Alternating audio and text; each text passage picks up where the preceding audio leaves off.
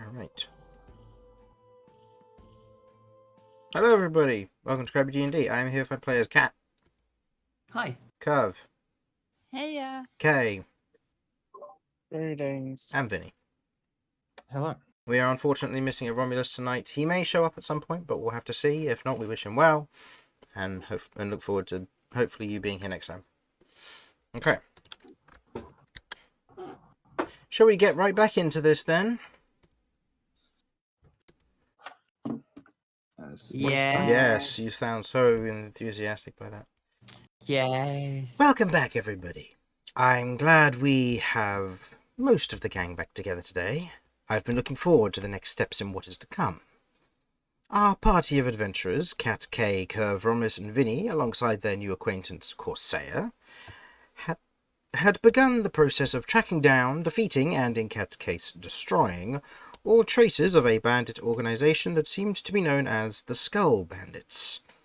After their plan to try along the roadway, the party were beset by demonic entities and dwarven demon bloods, who were out for, well, their heads, it would seem, in the night's air. Thwarting the ambush and heading northward, leaving everything behind, the party prepared to rest once more out in the wilderness amongst some trees before another group of bandits came through. This time, however, they were the ones who would spring the trap on them, making an opening to annihilate as many of them as possible. That is where we pick up at. The night's chill air rolling across the horizon and the aggressive explosion of an elemental detonation shakes the air around each of you, after watching a number of them collapse to the ground and much more from each of you. As you are now more aware of their tricks than before, you spring your trap, striking down a number of them, and we begin back at the top of the initiative order on our second round of combat. Okay. I believe that means you take it away. Indeed. So I don't really have anything to help with those guys there, so what I am going to do is I am just going to run up to this guy and attack. Okay. Go ahead and make me the attack roll then, please.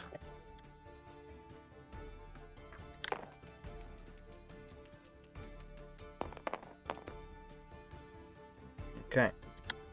So your totals to hit? Or what's your lowest? You should hit, I believe. Lowest.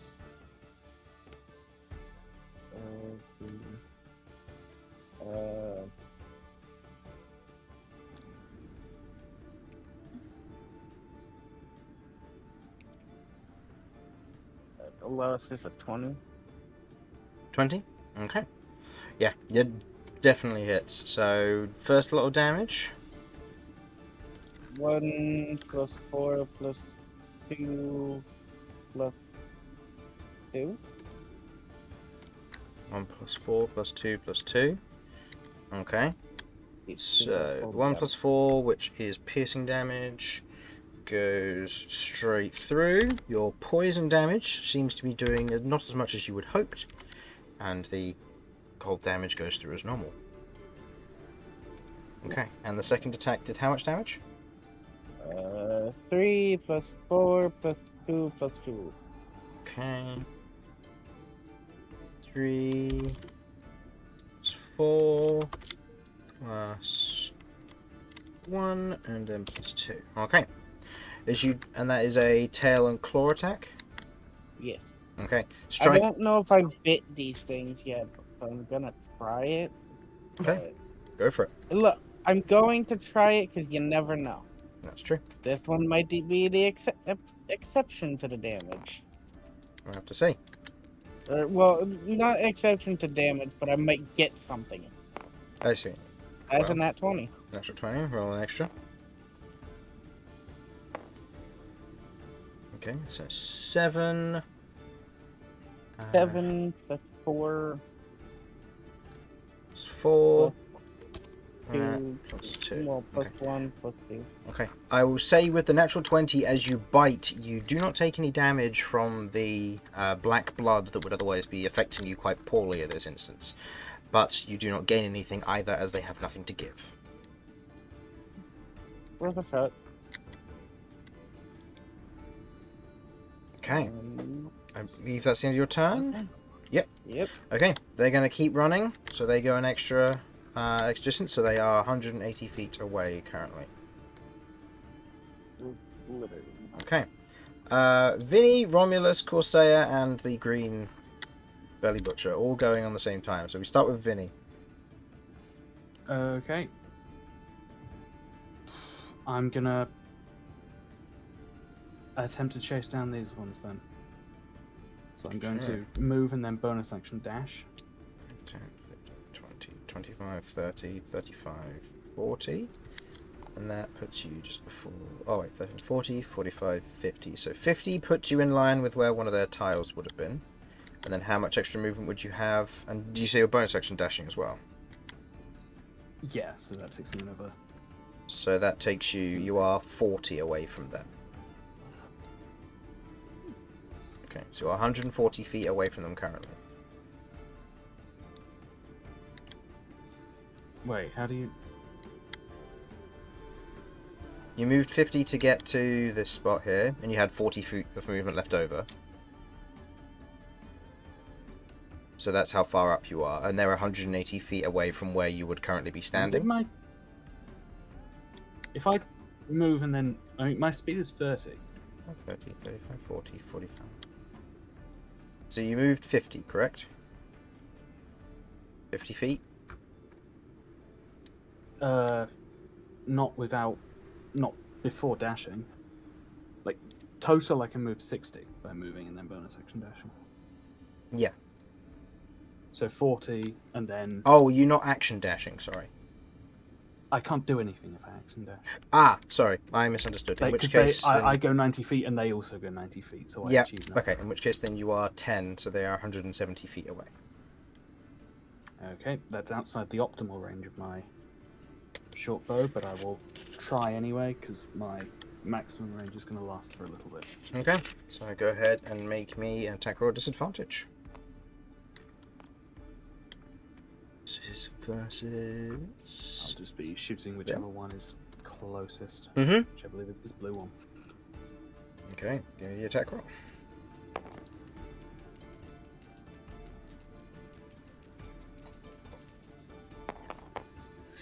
Yeah.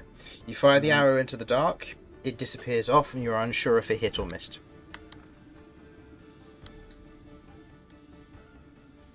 Unfortunate. Okay. So that's your action, bonus action, and movement. So, moving on to Romulus, who is not raging, I believe. He's not going to rage, he's just going to swing. I should probably get Romulus's character sheet up, seeing as I'm playing as in this session.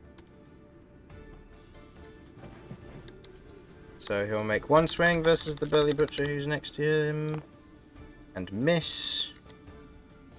He'll then try his second swing, and miss. And get annoyed at me because he misses twice because I'm playing him. And then he's going to horns attack, and it'll hit. So he'll do a d6 damage. 5 points of piercing damage. Oh, that's more like Romulus. Okay. Could have been worse. Could have been better. Okay, and that one is very much on death's door currently. Okay. End of Romulus' turn. Corsair is going to make an attack with his weapon. That, unfortunately, is a miss from him. So he's going to move around to give himself flanking so that he gets additional +3. So hopefully he hits. That hits. And with his flat damage, that means that this one is down. So I'm going to go 5, 10, 15, 20, 25. And he's going to stop there. And he's going to make an attack. I've also just realised that he should have been making these with disadvantage. So I'll actually roll again for that second one. Still hits. Okay. No, he can't. Because he's not got a light weapon, so he's just going to move there and he's going to hold his bonus action to do nothing, because he's not got anything to do with it. So, end of his go. Green is dead. So I can remove that from the initiative order. Red Belly Butcher's turn. Red Belly Butcher, seeing what's going on, is going to take... It's going to move here to begin with. Is then going to take one swing versus Corsair and another one versus Romulus. First attack versus Corsair. Hits.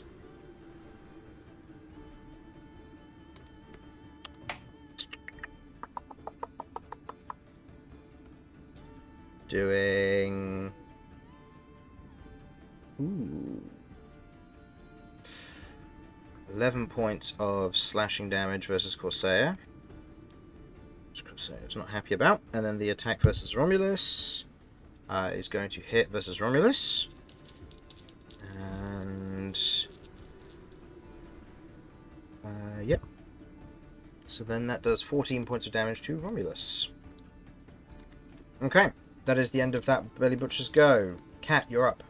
With Kirv, you'll be up next. Okay. Oh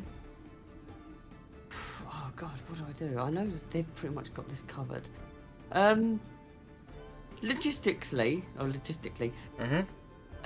as much as I begrudgingly hate it, is it possible to give Vinny a lift? You would be moving slower than he would be if he uses his bonus action and his action to dash. I guess he can't use a bonus action to do another attack. No. Okay, right. No, and he'd be using your speed instead of his own. It wouldn't work as a double move, I'm afraid. Yeah, no, well, I guess... Yeah, fair. Like I say, because if I am focusing on just dashing, so I'll be doing 80 foot movement, where if he's just dashing with his bonus action, he's doing 60? With just his bonus action, correct, yeah. So if he could ride, then I'd be doing 20 more than he can do on his own.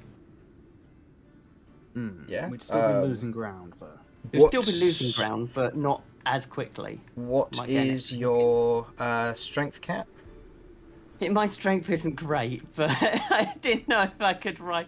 You are jump on. classed as one size It's larger. 8. There will be athletics check for each time you dash if you're going to carry somebody on top of you who isn't small. Okay. DC's not going to be high. DC's going to be 10, but keep that in mind for if you want to do this. Okay, as Vinny's going to be involved in this, what do you think? Worth a try? I'm happy to try. I mean, we'd need to be following them for a while to take them down, but Okay. Well, if we're going to give you, it a shot. Yeah. Okay, I will... 5, 10, 15, 20, 25, 30, 35. 35. I'll say reaction Vinny gets on. Okay, so then I've got, with my action, I've then got 45 more movement. Okay, make me an athletics check then, please. Yeah, I also have a Tides of Chaos should I need it. Okay, well the athletics check is DC 10. This is just going to be carrying someone, because feasibly it's possible, you're just not the strongest. Yeah, Tides of Chaos. Tides of Chaos? Yes, Okay. that. No, that's still an 8. That's still Jesus. an 8. Okay. So, as you pick up Vinny and try to sprint forward as best you can, I'll say you only get the extra 15 feet instead, or extra 20 feet instead of 40. So you go 5, 10, 15, 20, 25. So you would be... actually no, because you need to still catch up with Vinny, who's 10 feet ahead of this spot. So... I had 45 when I met Vinny. Yeah. Yes, but that's just his tile there. He was 10 feet ahead of that. Oh, of course, yes, right. So right. in this instance, Okay. you would now be 20 feet ahead. Okay. So you are within 160 of them. Okay, well, I will do my best to try and keep... Roll below 3 times. Okay. And that'll probably be my turn. I don't think there's anything else I can do. Bonus action or anything? No, just having a quick little cheeky look. Nope. Okay. Nope. Nope, that's it. Kirv, you're up. Currently you see before you the casually rolling hillside, gentle grasses, a dwarf who is glowing off in the distance due to fairy fire, and a butcher who's currently attacking two individuals in the dark, making it a bit difficult to see. Okay, so this yellow token, that means burning fairy. They're fairy bright. fire. Yeah, fairy fire. Are they still trying to attack us? Sorry. You're currently unsure, but they seem to Okay, be 'cause being I'm- aggressive of some form. Because I'm worried that they're going to make a run for it as well. Because they're further off. If you get me.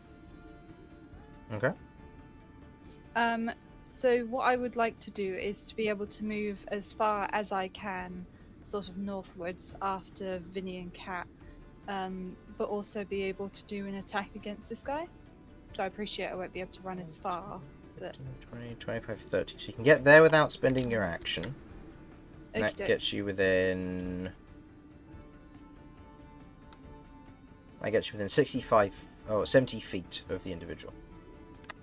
Okay. Well, my Eldritch Blast, I believe, is 120, so Okay. I'll be fine. So you can make Eldritch Blast attacks against them, yeah? Yeah, I would like to do an Eldritch Blast. I have to roll dice. Yes, you do. You have an advantage, Yeah, because of fairy fire. Mm-hmm. Fantastic. There's 2d10s plus 4 Mhm. damage. And I will say he is not looking particularly great. A stiff wind will knock him over. So do you want to fire both of them at him? Do you want to split them? How do you want to do this? Oh, so I can do one Eldritch Blast at him and then... One at the belly butcher if you wanted to. That's up to you. If you want to guarantee the kill, then... I'm going to guarantee the kill, I think, and Okay. because I wouldn't want to risk hitting Kay or anything as well. Okay. Go ahead and make me an attack roll then, please. With advantage. This will be for the first one. Yep, that will hit. And go ahead and roll me the damage. It's a d10. Oh, I thought it was It's just 2d10 because it's two separate bolts. Either way, his 2 health is gone. As you fire off your Eldritch Blast, otherwise throwing it forward, the shadowy crow-like claw reaching out, grabbing him and tearing what essence from him there is left. As he is now down. I'm going to assume you're not going to keep Fairy Fire concentrated because it's irrelevant now. But I'll leave it there just in case. I don't know. Okay.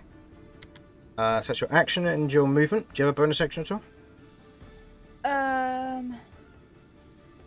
Am I able to bonus action to dash further? No, that's a rogue thing. I see. Okay. To be honest, I don't think there's much more I can do here. Okay, you're up. Okay. Sudz. Sorry, Someone- somebody was talking. Yes, it was me. Your turn. Oh, it's my turn already? Mm-hmm. Yeah. Oh. Yeah, I know our turns usually take exceptionally long. I'm trying to be faster. Okay. Kay's just trying to take a nap on the battlefield. It's alright. Classic. No, Kay's hungry. He can't get anything from these guys. Nope. It sucks.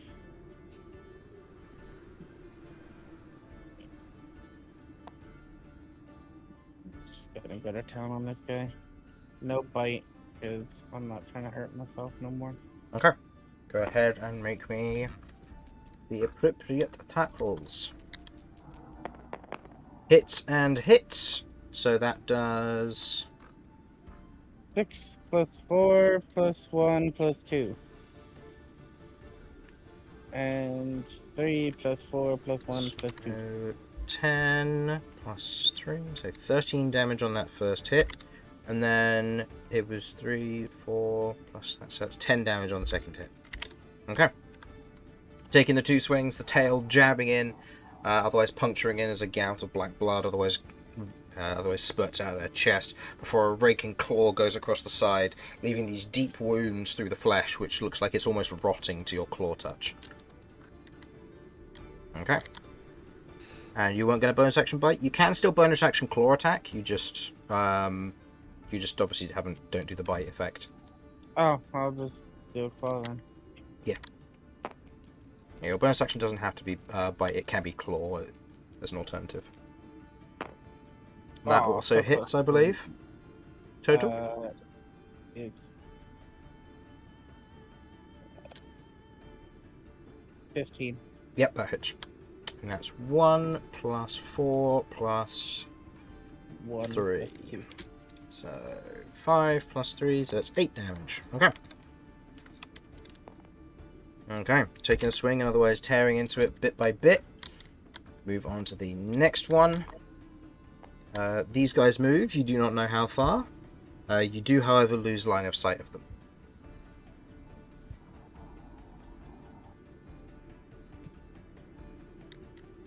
Okay. Vinny. Okay, I'm riding on Cat at this point. Mm-hmm. I'm not in range. I can't see them currently. Nope. I may soon be able to. So I'm gonna hold. I'm going to hold my action to fire the short bow again. Okay. If any of them come in range. Mm-hmm. Romulus, on his turn, seeing that this Belly Butcher is quite weak, is going to Reckless.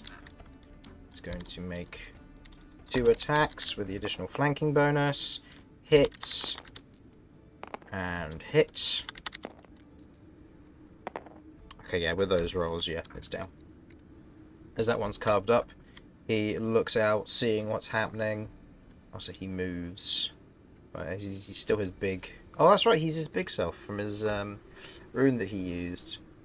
I forgot, so he's supposed to have done additional damage in there. Oh, well, he one-shot the things that it mattered for anyway. Okay. But if he's not here, I'm not going to play it correctly. I'm sorry. Corsair can't see anything, so Corsair is just going to go like, is that all of them? And kind of helplessly look around in the dark. Belly Butcher's dead. Cat. Mm-hmm. You dashing forward? Yes, I am. Make me an athletics check, please. Come on. Why do you hate me? I'll give you Tides of Chaos if you roll that wild magic. Yeah, you know what? Sure. Go on then. Oh no, Sure. you don't roll that. It triggers. You just roll the D100. Yeah, you're going to give me... Oh, right. Okay, well, I'll move my dice over here for the fun anyway. Oh boy. Well, actually, it's a 10, so... The reroll succeeds. Oh, that's good.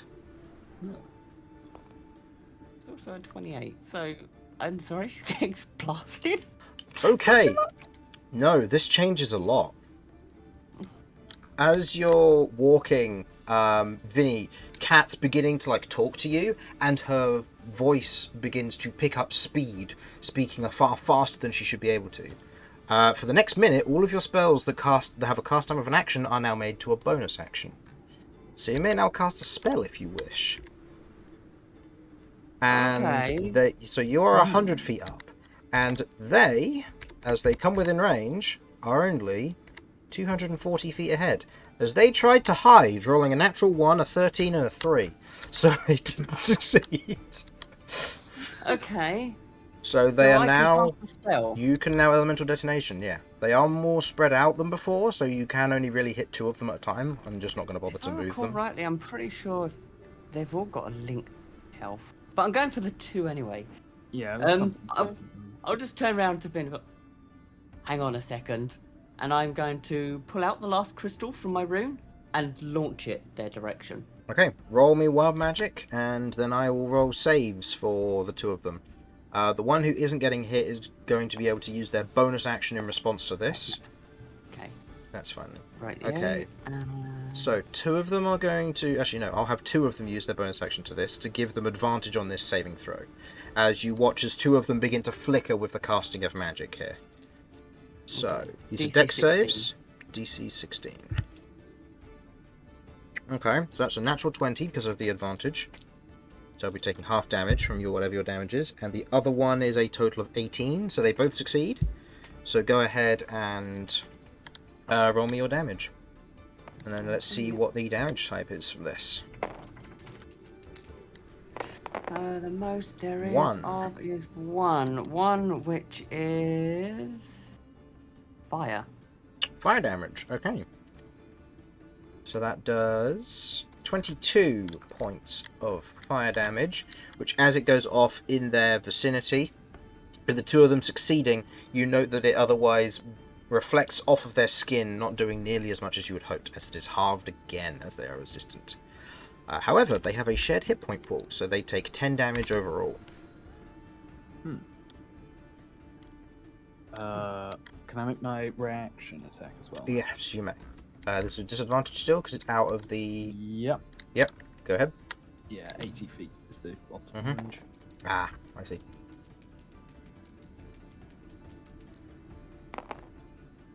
No. If you otherwise fire the arrow... Okay, I'll give you a choice here with a natural 1. Either your short bow's string will snap, meaning you'll need to purchase a new one back in town, or have Romulus fashion you a new one from an animal you're going to have to catch. Oh, tendons. Or the arrow skews at the last minute and goes into the back of your left hand, giving you disadvantage on all attack rolls until you finish a short rest.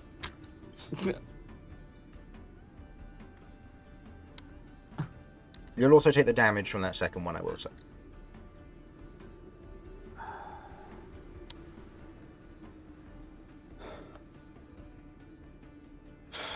I guess I'll lose the bow. It's not doing me very much. Okay. The string otherwise snaps, the arrow falling to one side, but it's recoverable.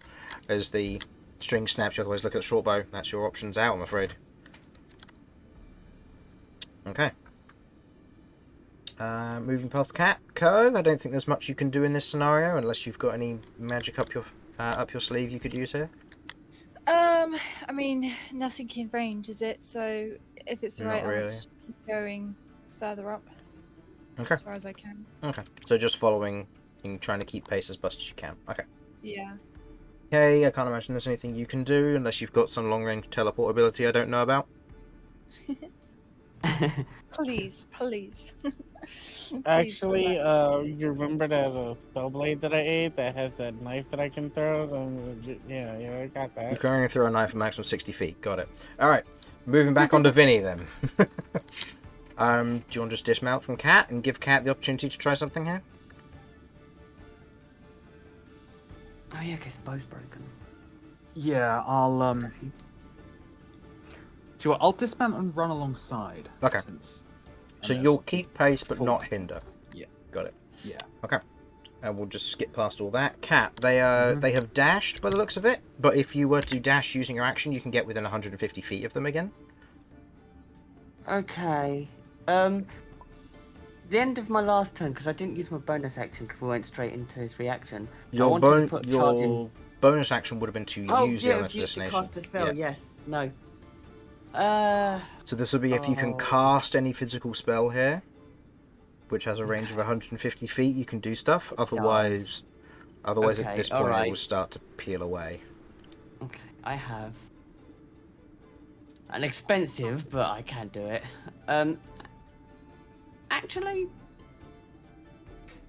Actually, hang on a second. Give me a minute. Huh. You know what? I can give us another round of doing damage if they do escape. It's gonna cost me, but I can do it. Alright, I'm going to charge up. I am going to cast Elemental Detonation Okay. with the Banish rune. Okay. That'll give me a round to try and catch up with them a Okay. little bit more. So, as well as doing damage, you're going to try and banish them. Correct? Mhm. Okay. Yes. Go ahead and roll me wild magic, then please. Expend your spell slots, and if I remember correctly, you're under half, so you DC is... This will take me under half, Okay. yes. Okay. So go ahead and roll me the damage. They're again going to use their reactions for their Mirage abilities to give each other advantage on saving throws here. That's fine. First one succeeds. 3. Second one, 16. Does that succeed? 16 is my thing, so yes. So yes, they do. Okay. Most prominent number is 2 and 3. So you get It's to 3, so it's acid. Is it 3? It's 2 and 3. So you can choose between either. Oh, okay. I'm going with 3, which is acid cover. I just looked. I'm currently trying to take. So it's 5, so that'll take me 17. Okay. As you otherwise fire the elemental destination out, how much damage is that again? Is it 22 again? 21. 21. Okay. As otherwise hits, both of them making their saves, that is reduced down to 10, and they are unfortunately also resistant to acid, so they only take another 10 damage. However, due to the banish rune, they have to make charisma saves in addition to this to see if they disappear. Mm-hmm. Okay. That is 1 success. That is a 19 on their success. And the second one is another good roll. That's a 21. Oh. So unfortunately the banish rune fails.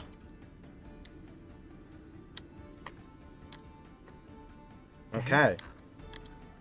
They are still up, injured, but they are running. So now with their current speed, if you could potentially give chase and have anything from 160 feet away, otherwise they're going to escape because they've learned their lesson from trying to hide. Okay. Let me look at the.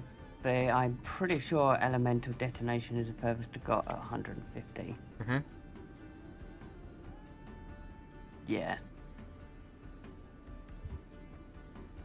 Okay. Yeah. No, that's it. I've pretty much exhausted. Okay. So with that, unfortunately, due to with everything that happened there, as you otherwise wind down, I'll say the rest of the party catching up with you, or you returning to the rest of the party, these 3 mirror fiends escaped.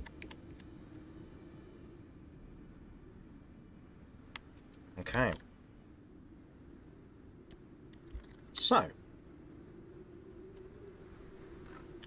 with that, and returning back to the rest of your party, what do you wish to do? No, stop that. Don't want to listen to this. You okay there? They escaped. I tried. It's alright, you did what you could. Right. It seems pretty obvious what direction they were heading, though. Yeah. So I feel like we have a pretty good idea roughly where their base is. Mm-hmm. Thing is, they're all going to be alerted to our presence coming to them now. And they'll probably be much bigger in number. Yeah, it depends then. Are they gonna turtle up, or are they gonna send a party out to look for us? Well, I mean, if they send a party out to look for us, then that might work in our favour if we can find somewhere to hide while they leave. That'll be less in the camp.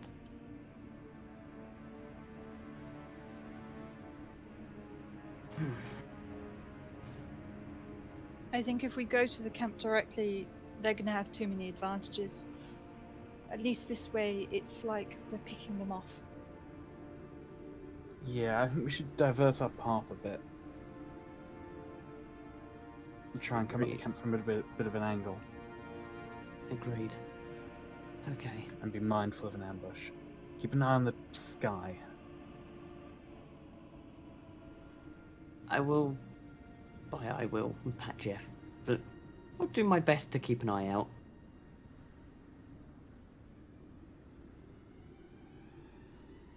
Okay. Can I check the all the ones that have died? Are they just dead bodies on the floor, or did something magic happen? They're currently turning to sludge. Oh, lovely. Yeah, they do that.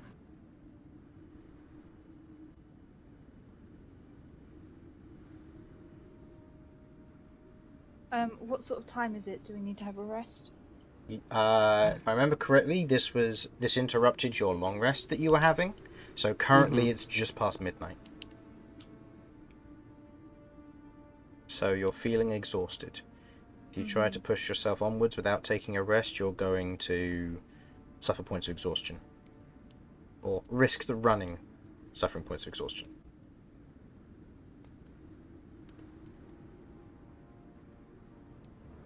Okay, well, we shouldn't stay here.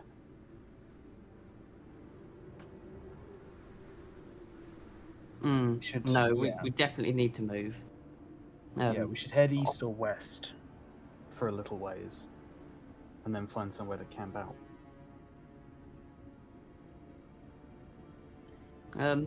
Looking or using Jeff to look, what looks more potential to host shelter, west or east? From here. Let me just check my map real quick. Okay. Well, with where you currently are, east will have more trees to work with, putting you a little bit further towards Varganuk. Going west will put you closer towards the mountains, but that would require about half a day's worth of travel. I'd say east then. There's trees to the east. Yeah. For some degree of shelter. Yeah, there's like large patches of woodland that are scattered throughout this area. Should we head to the trees then? Yeah, we'll head there and resume camp.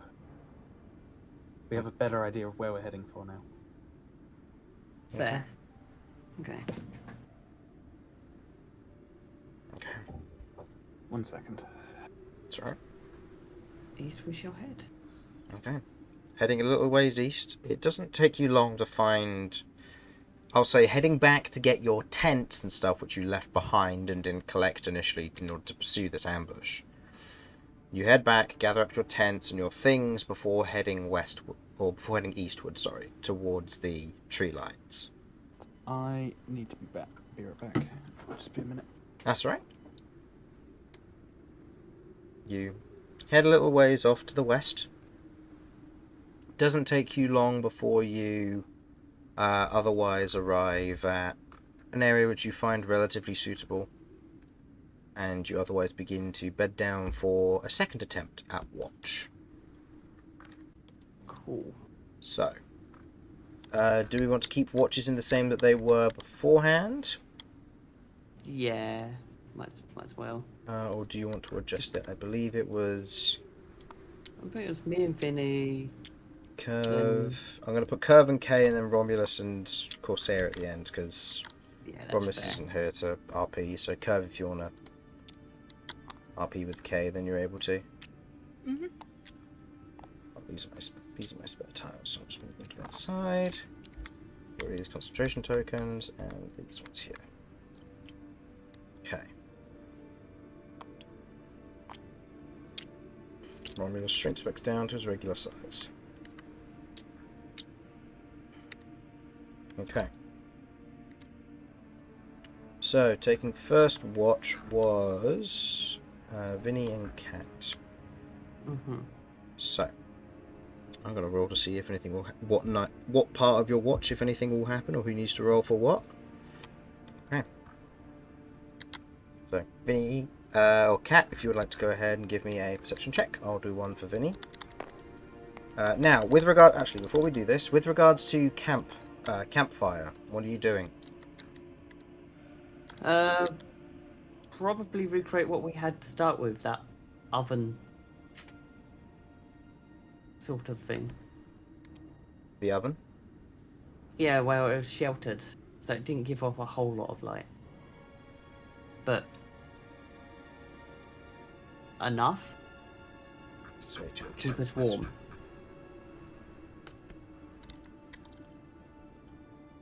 Just gonna change this. This is way too intense music. Okay. To give you some to give you a little bit of warmth, but not too much as to give you away, correct? Yeah. Okay.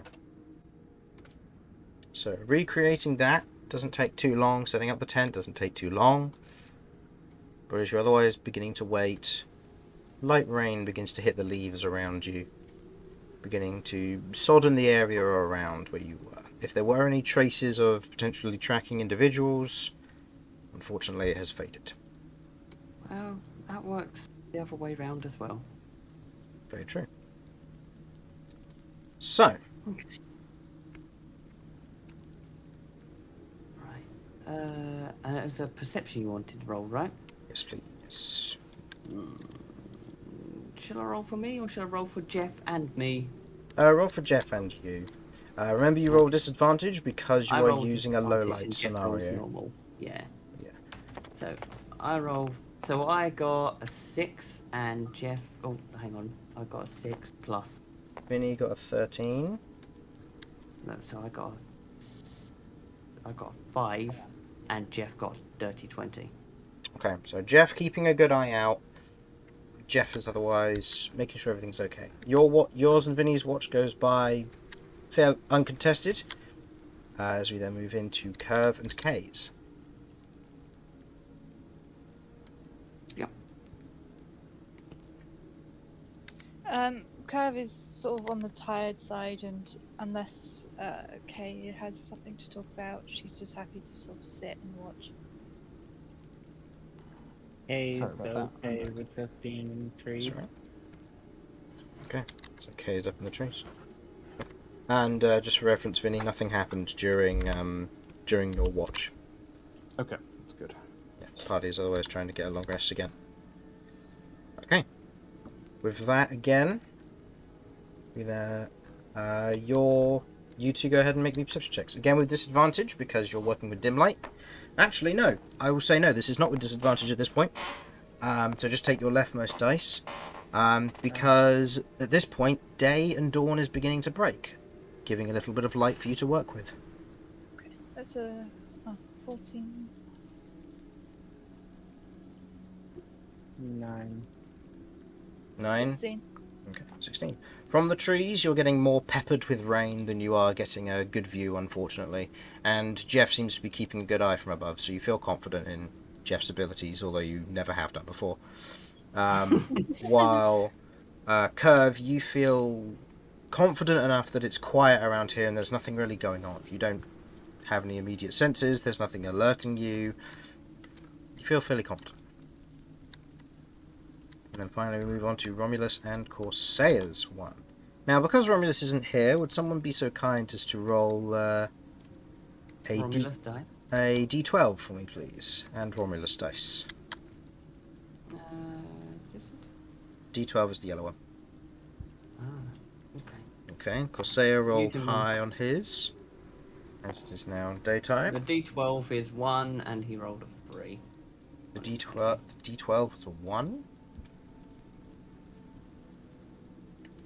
Okay.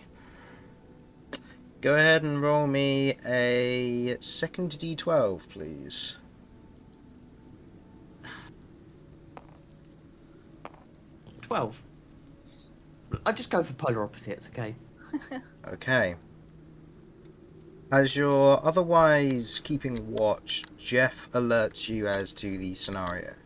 As what looks to be a large force of individuals is currently sweeping in your direction in a wide fan. We're talking 20 to 30 creatures. Oh crap. Right. Okay, I will... Who's in the tent with me at the moment? Let's just say Vinny, because I'd say it'll probably... find them together. Yeah, probably be Vinny. Okay, I will awake Vinny. Vinny, I'll there's say, like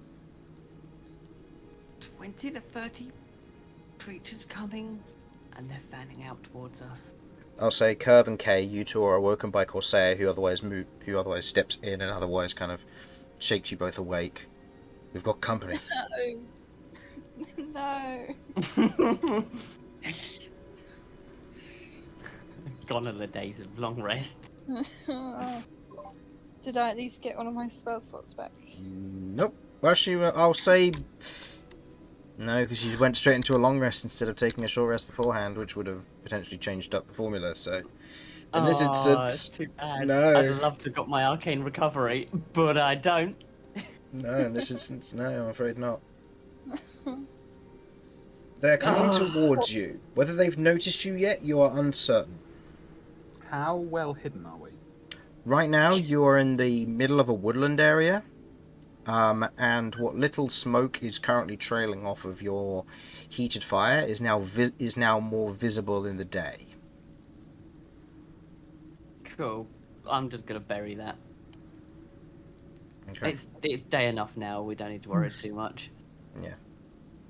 But your tents are currently up, and you're surrounded by trees. There is low bush cover in the forest area around, and we're talking tall pine trees here.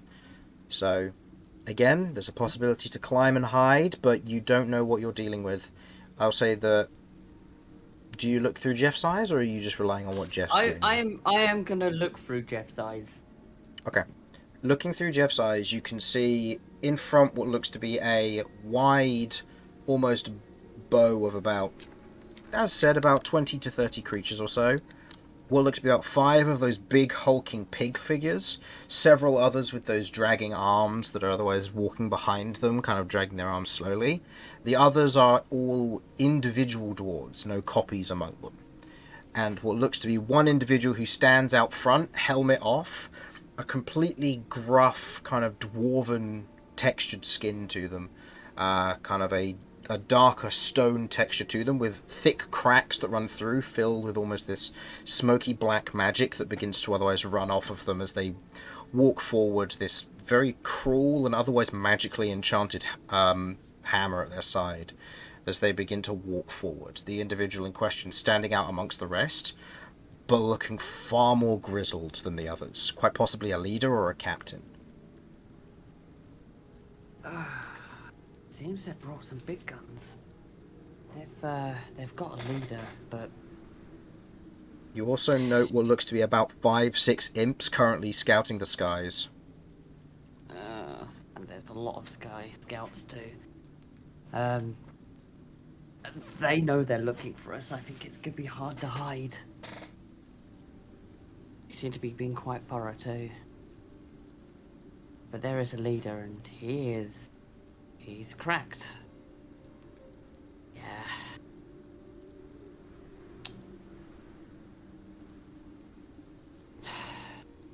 This What, you know- isn't a good fight, given that we're all already tired. No. Not at all.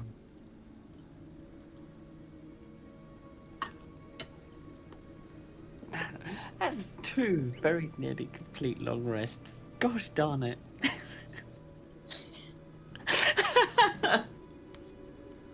Cry. Okay. Is there another magic crow to tell us what to do? Give me a perception check. Come on, magic crows.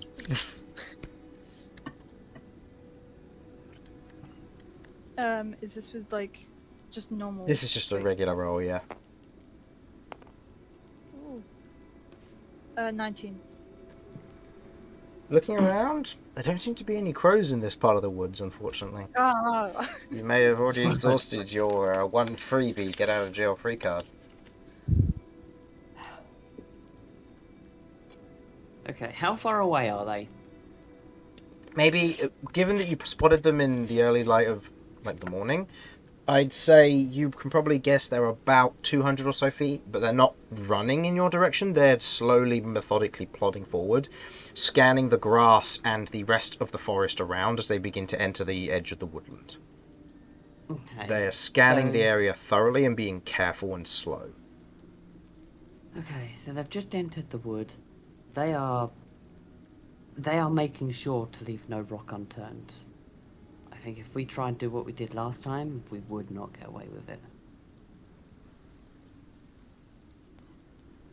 We should move them. Can your friend cover our tracks like last time? Yeah. Yeah, I mean, there's no blood or anything. That was what Tudor was cleaning last time.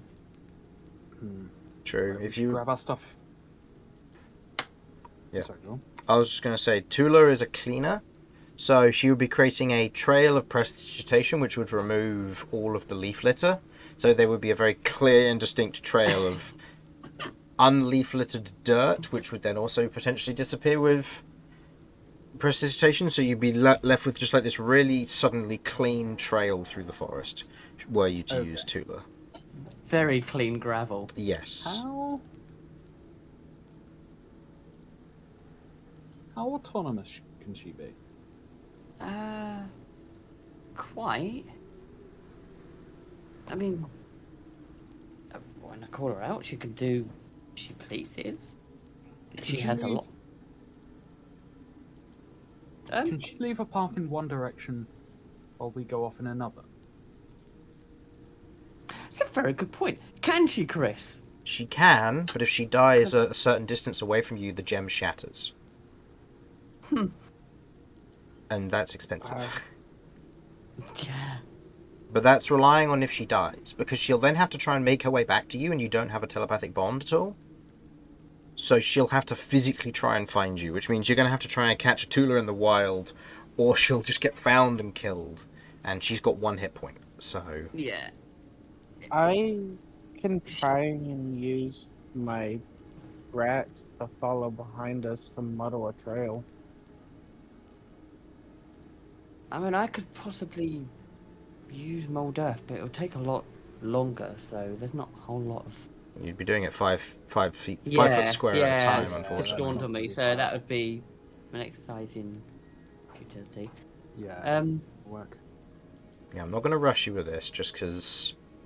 In this scenario, if I rush you, you're, you could get caught. Yeah, we should... Although then again... Yeah, we should travel off at an angle to the direction we came from. Ideally leaving a false trail carrying on in that direction, since that's what they'll be expecting to look for.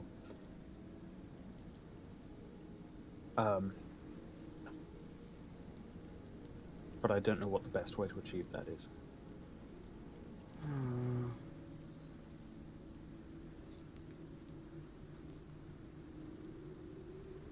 If no one has any particular ideas, we can just grab our stuff and move and do as best we can with...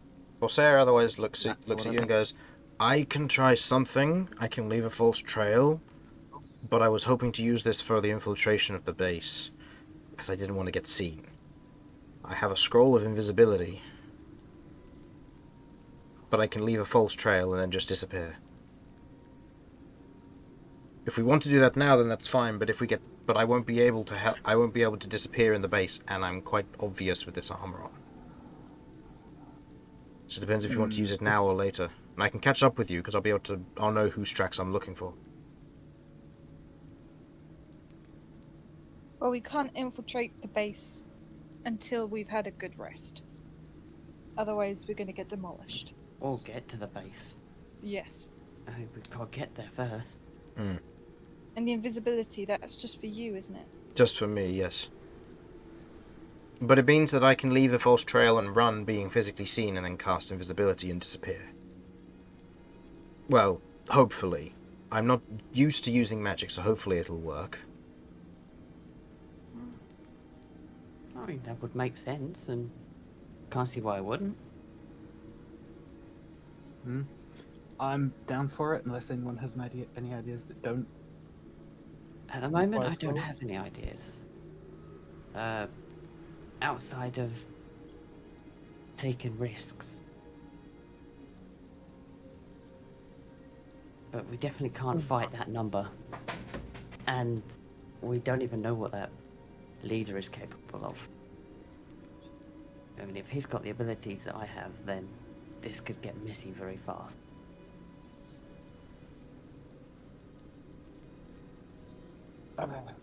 Let's bide our time. What are you doing? You rushing off then? You rush off in one direction and Corsair goes in the other?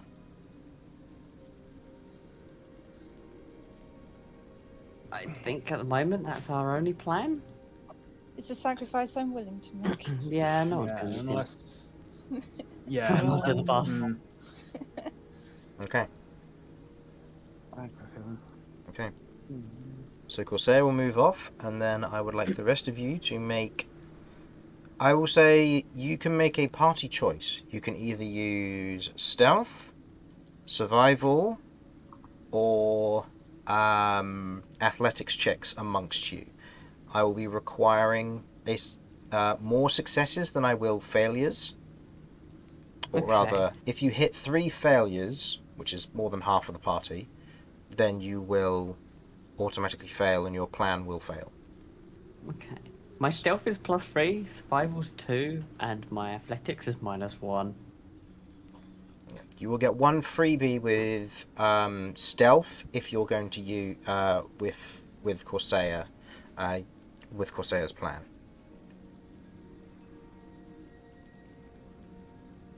Or no, 1 freebie in vote. general. Sorry. My vote's for stealth. We're all using the same. All using the same stat, yeah. Mhm. This is basically a Self-confidence. unison of do you want to hide, do you want to run, or do you want to leave false trails? Is what we're going for here. I can do stuff. I can stealth. Okay. I would like everyone to make me stealth checks then, please. And there is 1 re-roll for you to decide who will get it amongst the party. So Romulus got a 15. I got an 8 +5 +3. I've got 11. Oi. I have a 5 in total. I have a 7 in total. Okay, it's okay. If you succeed, then yep. So now we'll need... So there's 1 veto. Who wants to use it? Who got the lowest? Me with 5, I imagine. Well, lowest isn't necessarily the main thing here. Yeah, It's because Because just a it's just the failure. person with the highest bonus, because nobody rolled a natural 1. Okay, Yeah. I got an 11, so I don't think I've done too bad. And I've got a 3 to my bonus. So technically, from what you're saying, is that even somebody that succeeded can be able to roll again. No. If you've succeeded, Okay. you can roll again, but you could end up with a fail because you have to take the new roll. This is down to who out of the failing people wants to take the roll or the re-roll. Person with the highest positive has the highest chance of succeeding, but it's not guaranteed. yeah, of rolling into a success. So my modifier is +5. Oh, mine's only +2. Should we let Vinny roll again? He has the chance of getting a higher number. Okay. Go for it, Vinny. Right.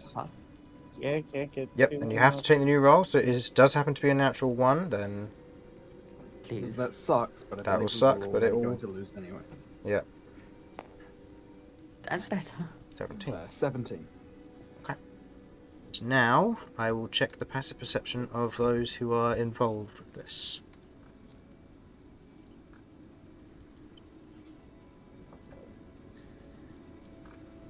Okay. So, as you are all otherwise trying to hide as best you can in the local environment, using it to your advantage, either climbing up trees, using mold earth to kind of smother yourself in dirt and making sure that you hide well, Corsair moves off to a little portion off to one side. As you've kind of abandoned your camp, there is a shout in Dwarvish, which only Romulus would understand, as there's a shout made, followed by imps kind of flying through the canopy and landing on trees nearby, looking around. You note shortly afterwards the hulking belly butchers run through, and you note that 2 of them kind of get down onto all fours and begin to heavily sniff the ground before kind of looking around. A few of them peering in the direction of some of you, almost not necessarily directly, but following a trail before Corsair runs. And notably there is another shout as most of them begin to pick up and run in his direction. You note as this happens, the captain is running as fast as a dwarf can, which is slower than the rest, but still running by the looks of it. How long do you wait?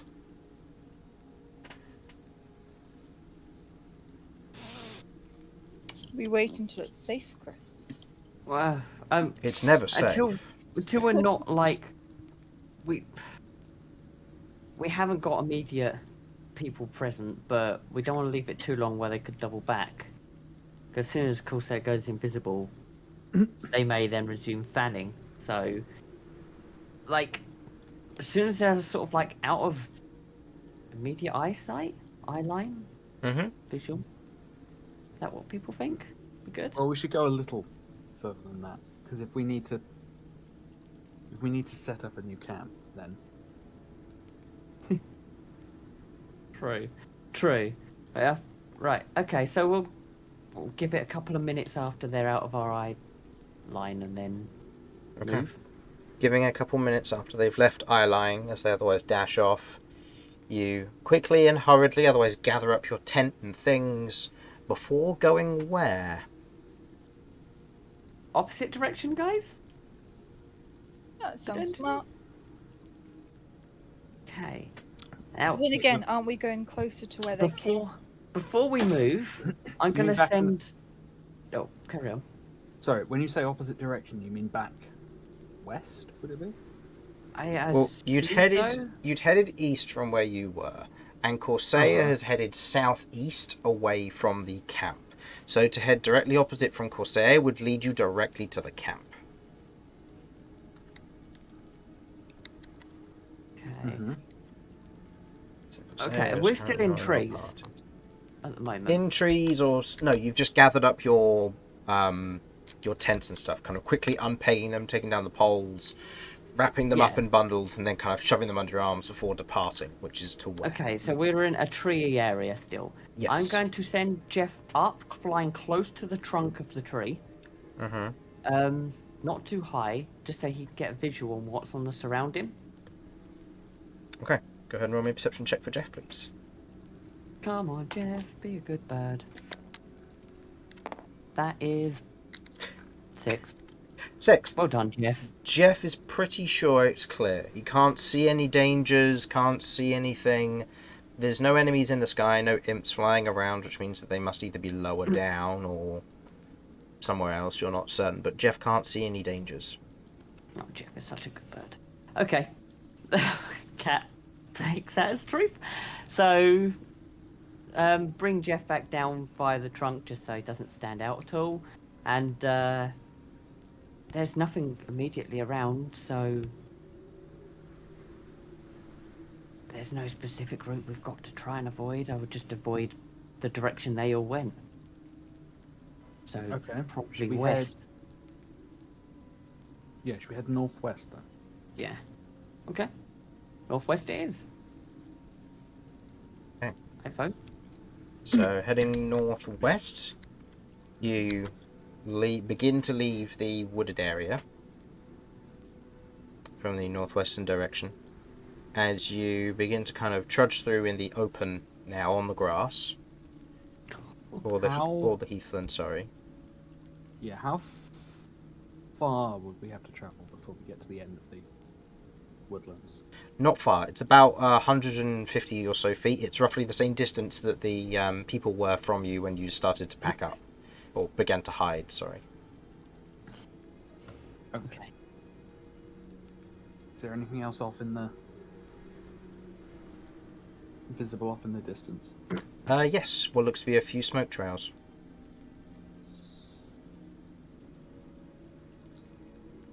Well, I'm gonna guess that's probably their camp. Right, probably not a good place to head towards then. You noted their existence last time, I will say. I believe it was Jeff saw faint glows off in the distance. Yeah. Just. Okay. In which direction? The northwest direction. Right up against the mountain. Okay.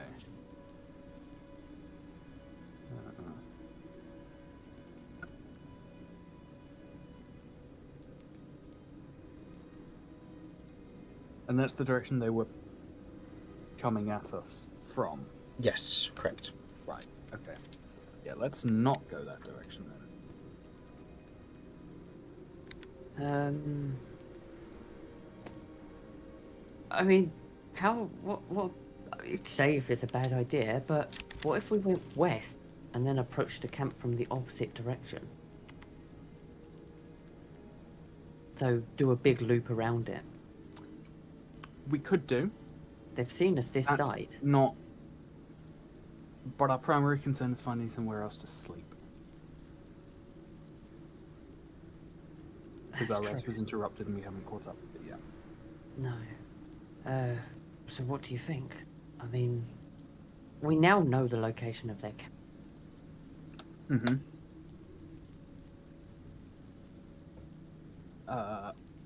Can we see from here anywhere that looks like there might be more cover? Go ahead and make me a perception or survival check.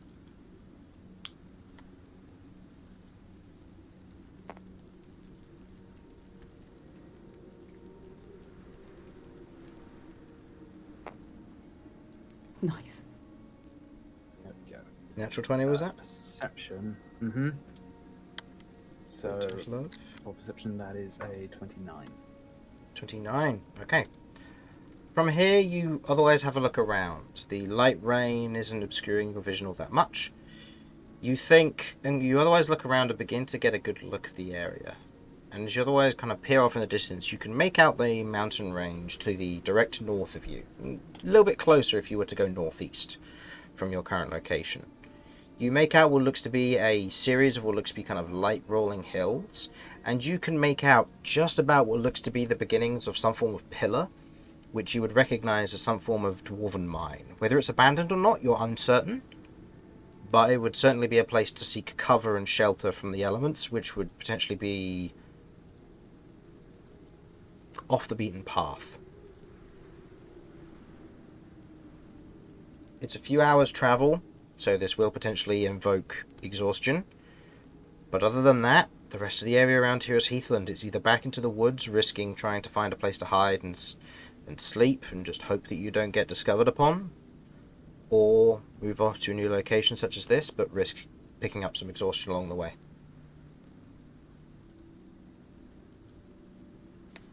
Mm-hmm. If there's anything at the mine, we're in big trouble fighting it if we're exhausted, but it's a good place to hide. Yeah, I agree. I think that's the best bet that we've got. Anyone else get the feeling we're gonna die? No? Not Okay. me. Let's go for it. No Oh, one cares about you, Corsair. I can all... No, that's Romulus. Wow! I'm going to tell him you said that. I'm sorry, I got the wrong voice. Corsair ran off invisible. Yeah, you're right. You're Yeah. right. That's how tired Kirv is. Yeah. Okay, I'm sorry. It's I'm just sorry. Romulus. Big Rom. Wow. Big Rom. Rummy. I can... Saucepan. When we get to the mountains and otherwise have a look in, I can always take the lead if need be. I can take the brunt of whatever we find if there is something dangerous there. I appreciate your sacrifice, Big Rom. Thank you. It wouldn't be a sacrifice. Sure. Right, we'll back you up in that case then. Are we all okay to move? yes. Oh, I suppose. Yeah. Okay, then let's go. Get out of here. Right. We are going then. Okay. Okay, so heading northeast of here, I would like everyone to roll me a Constitution saving throw. DC for this is 10, as it is your first point of exhaustion.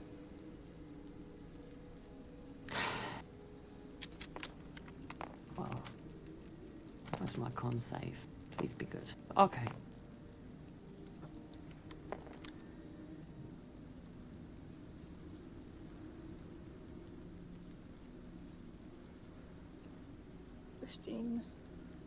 Snap. 8. Okay, so... Anybody who got under the 10, you suffer 1 point of exhaustion. Romulus is fine. So, mark that down as a single point of exhaustion, so that'll be disadvantage on all of your ability checks, should you do anything involving that. As you otherwise begin to draw closer, Vinny keeping a good heading on where you're headed, given the very high roll and the natural 20, you travel towards the mountains and begin to arrive closer to them with relative haste, travelling through at your current time schedule. As you otherwise arrive closer to the mines, you begin to see what looks to be the opening that you saw, the kind of large dwarven stone pillar or cairn that's in place. One that you've seen on a few times to kind of marker dwarven places of note. Something to allow them to be spotted from a great distance for those who are keenly looking for them. And as you otherwise note it, you see that the mine itself doesn't seem to be active from the outside. You don't see anything on the exterior which seems to suggest any immediate activity or recent activity.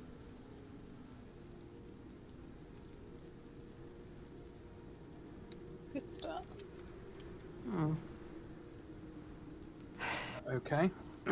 I guess do we want to take a minute to look around, or do we want to just head straight in?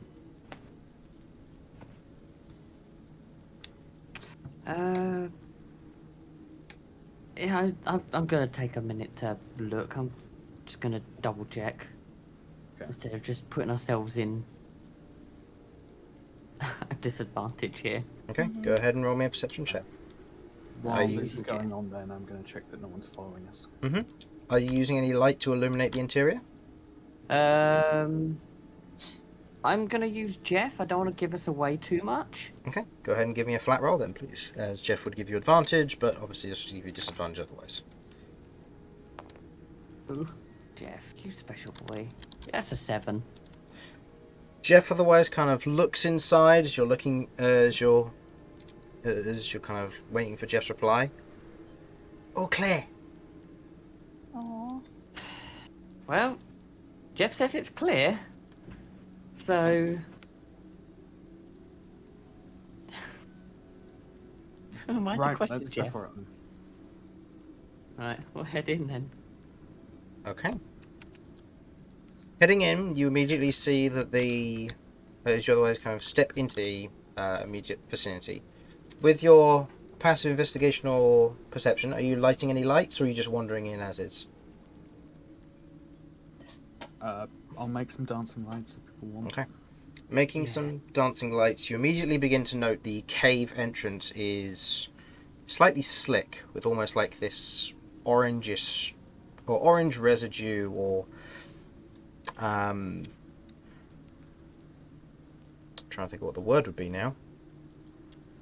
When water evaporates and leaves something behind. Sediment, that's the word.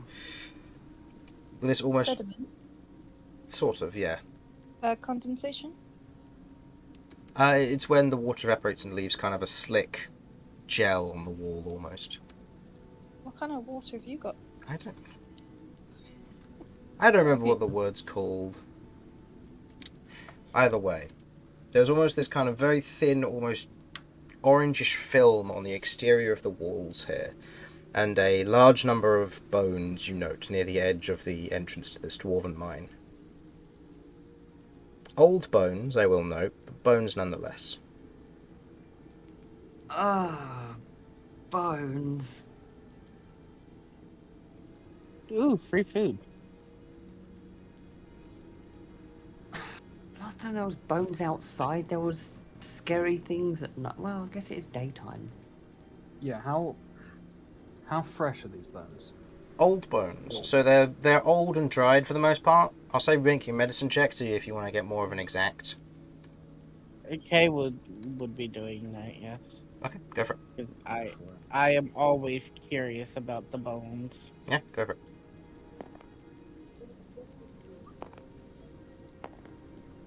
Oh, that's another thing.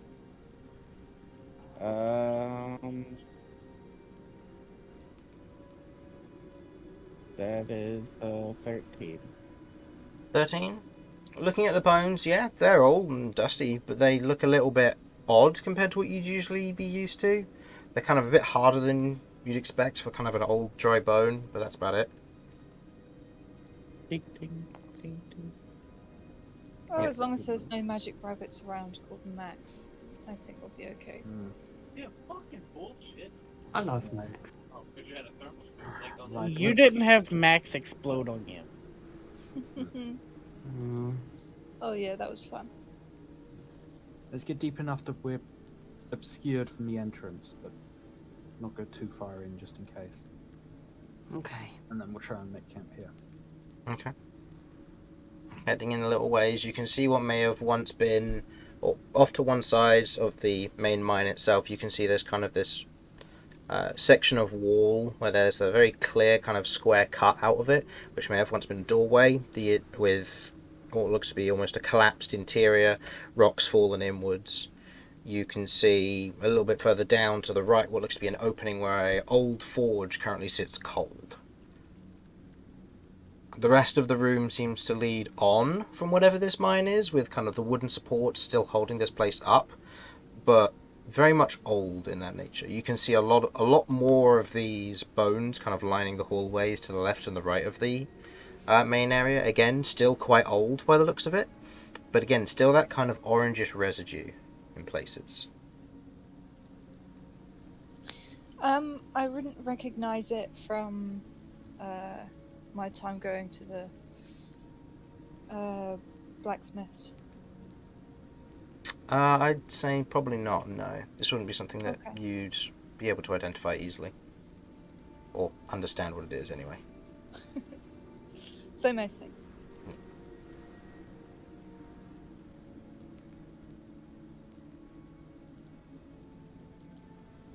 Okay. Okay. Safe enough? No?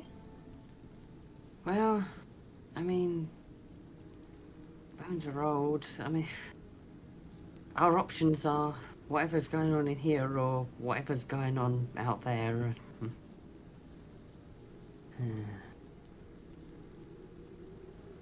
I like forges.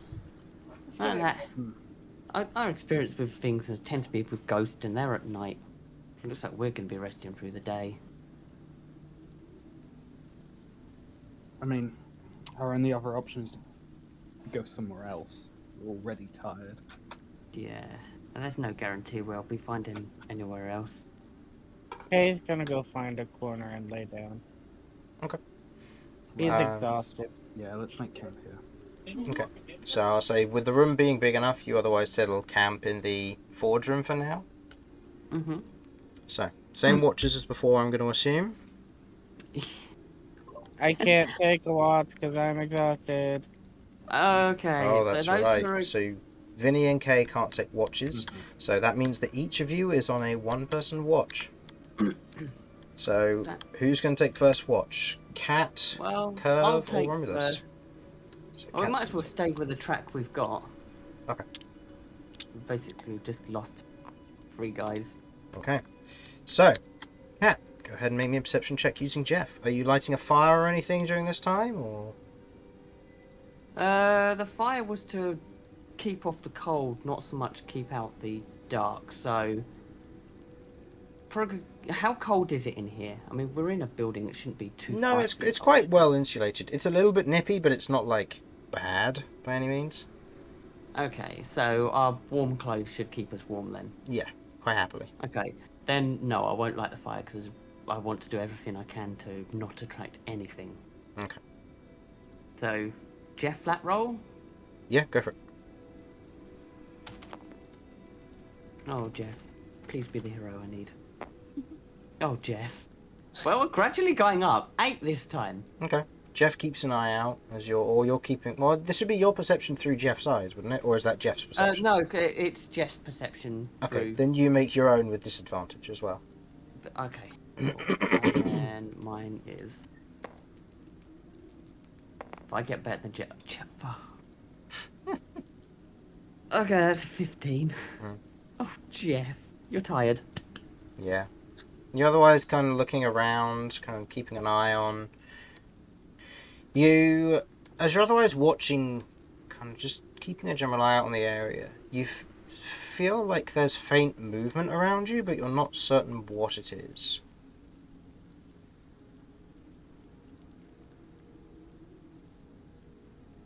Okay, that's creepy. Don't like that. Cat is patiently but very much cautiously watching. Very much cautiously watching. Yeah. There's the feeling of, like, movement in the area, but you can't quite put your finger on what it is.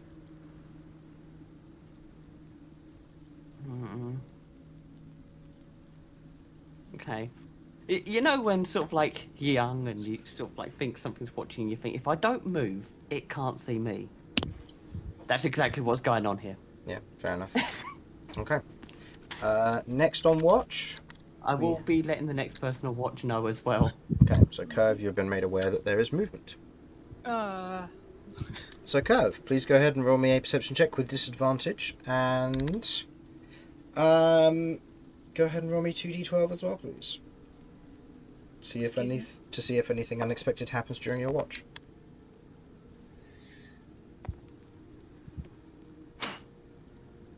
Two D12s.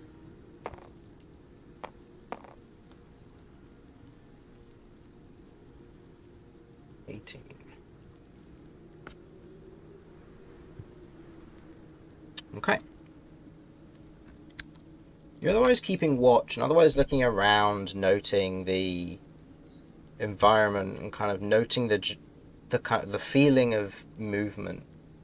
You look around, and as you're otherwise kind of going to take or going to put Romulus on watch, you otherwise look over and you can see that where Kay has snuggled up into the corner, he is currently wrapped in orange ooze. Kay, you have not woken up from this event, I will note. But Kirv, you note that Kay is encapsulated by orange ooze. You can very clearly see him through the orange shimmer. Is that just a K thing? That's what Kirv's thinking. Go ahead and roll me a nature check. With disadvantage. No, this will just be a regular roll. Yeah.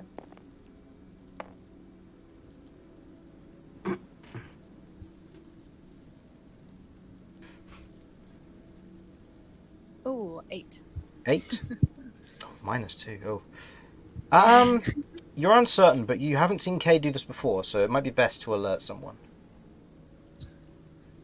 I sigh and sort of plod over to Kay, with just like my foot, sort of try and shake him awake a bit. Kay. So you kick the edge of the gel? Oh. Okay. Yes. What's your AC? Hi. AC 16. 16. As you kind of kick the jelly, your foot gets stuck in it for a moment before it quickly encapsulates you as you are blinded, deafened, and restrained. You aren't dead, but you can't, as you try to go and talk, you feel like the world around you is muffled. So I'm conscious. You're conscious, you just can't see or hear anything, and everything around you is muffled as you attempt to say or do anything, and you're currently wrapped up in this gel, whatever it is. Oh, this is a nightmare. And Kay, you do not wake up from this because, unfortunately, she just interacted with the gel. Well, it's what Kirv would do, I'm sorry. Okay.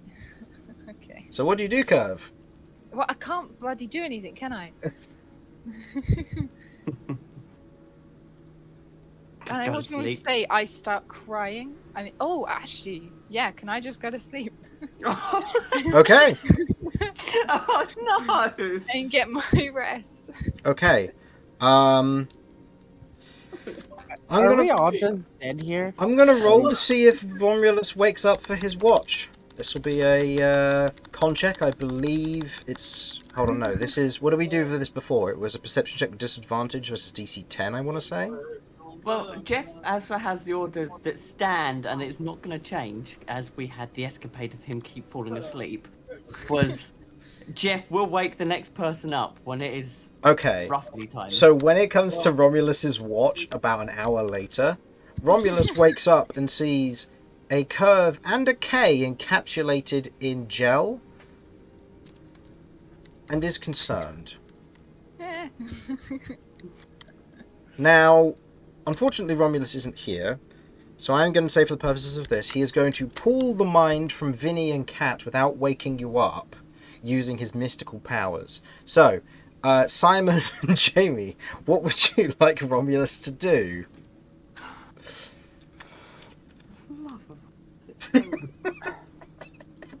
Would Romulus have any chance of recognizing this stuff? Let's see. He is a cataloger, so he would be able to get advantage on this.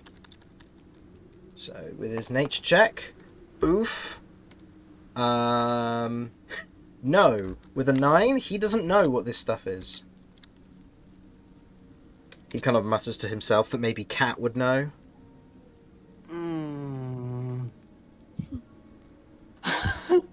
I want a long rest, but You can wake up, but wake up. but if you cast a spell, you will not benefit from the long rest. So Yeah, you can no, wake that's up and fair. do skill checks. That's fine. If you In- wake in Vinny fairness- up, then he doesn't get it because Vinny's In exhausted. fairness, I imagine Romulus would probably wake Cat up as it's slimy stuff and Yeah, Romulus will always Hiya.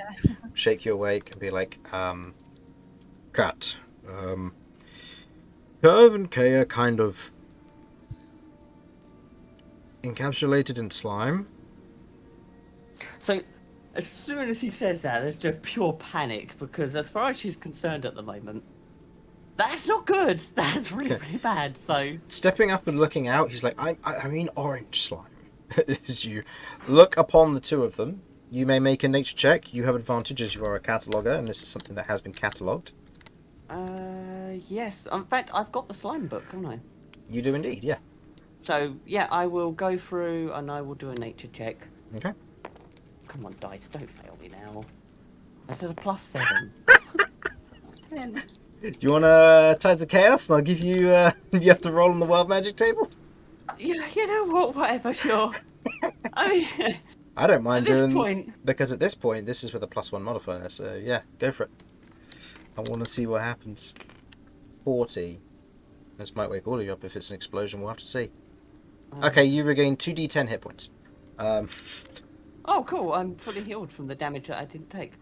Okay, you get one additional roll, so you get to re-roll one of them, so re-roll the 2. You know what? Yeah, that's Okay. 22. Okay, good. As you're otherwise looking through your book, there's a moment of like, you're looking through the slime book and you're like, there's nothing in here. And you're like, okay, I'll check the catalogus one. You kind of flip through it. And you recognize this as what looks to be known as real peel.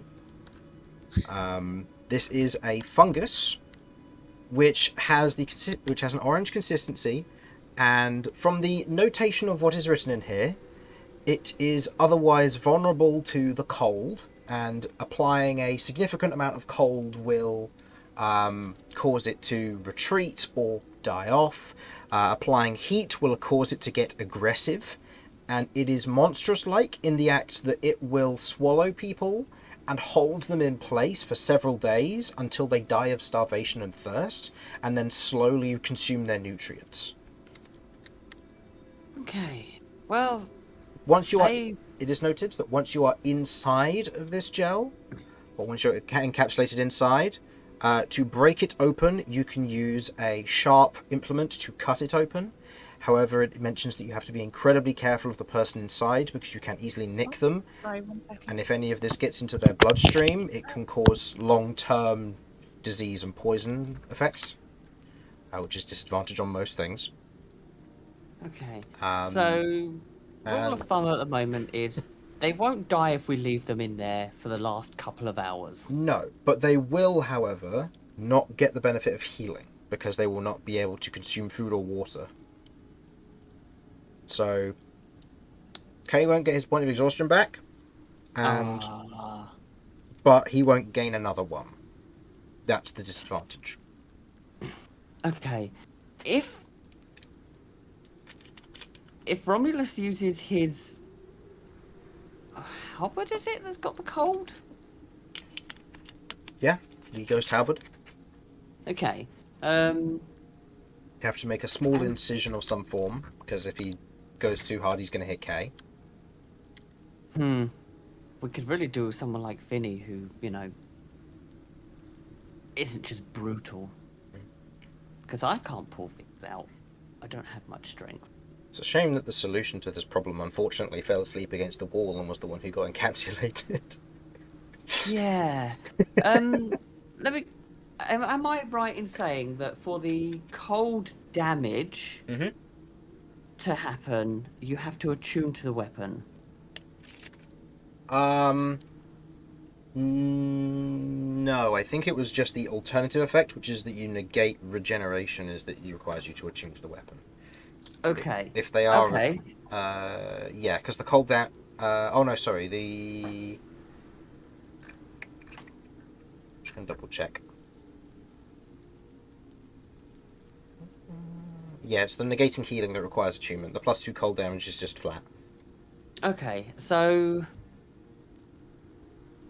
The next question is, does Vinny take his weapons off when he goes to sleep? Do you, Vinny? I assume they'd be at your side somewhere, like in a pack or something. Yeah, probably. I probably got like a dagger on my person. Okay. Back. I've probably taken my swords off. Okay, right. Now, if I help Romulus by I make the incision carefully, not making an attack, but more of a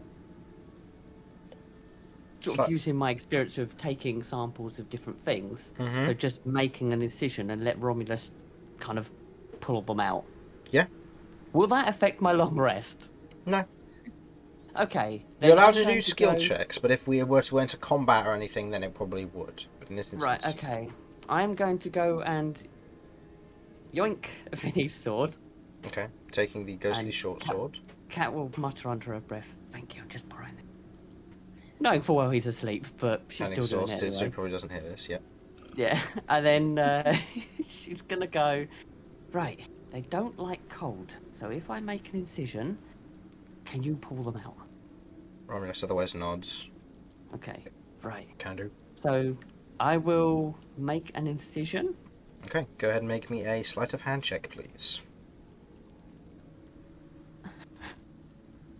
It's not bad. It's not the best. Not first. Come on, dice gods. Please. 22. Okay, taking the short sword and carefully cutting an incision, you watch as it begins to almost peel and blacken around the edge where you cut it before it makes almost this high-pitched whining and squeaking sound, and it peels back and moves back to further towards where the wall is, releasing both K and Kirv. Romulus otherwise catches them and moves them away from their positions. K, you are completely unaware that any of this has happened, by the way.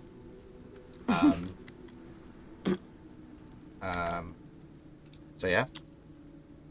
I try and play it cool. Oh, you're asleep. You fell asleep on your still. watch. Yeah. After all You- this, I've said, You said I'm gonna go to sleep. Yeah, and Yeah, you got to sleep yeah. with the lack of anything. Wow. Okay. Fine, cool. Yeah. Now that we've resolved that, You go back to It should sleep. be fine Romulus now. goes on watch. Okay. With that, the challenge and the issue dissipate over the course of your watch, as you all wake up. Those of you with points of exhaustion no longer suffering points of exhaustion, and yeah. Kay, you have somehow, in the midst of your sleep, moved from the corner of the chamber to the center of the chamber, nearby to where everybody else is. You don't know how. You possibly sleepwalked.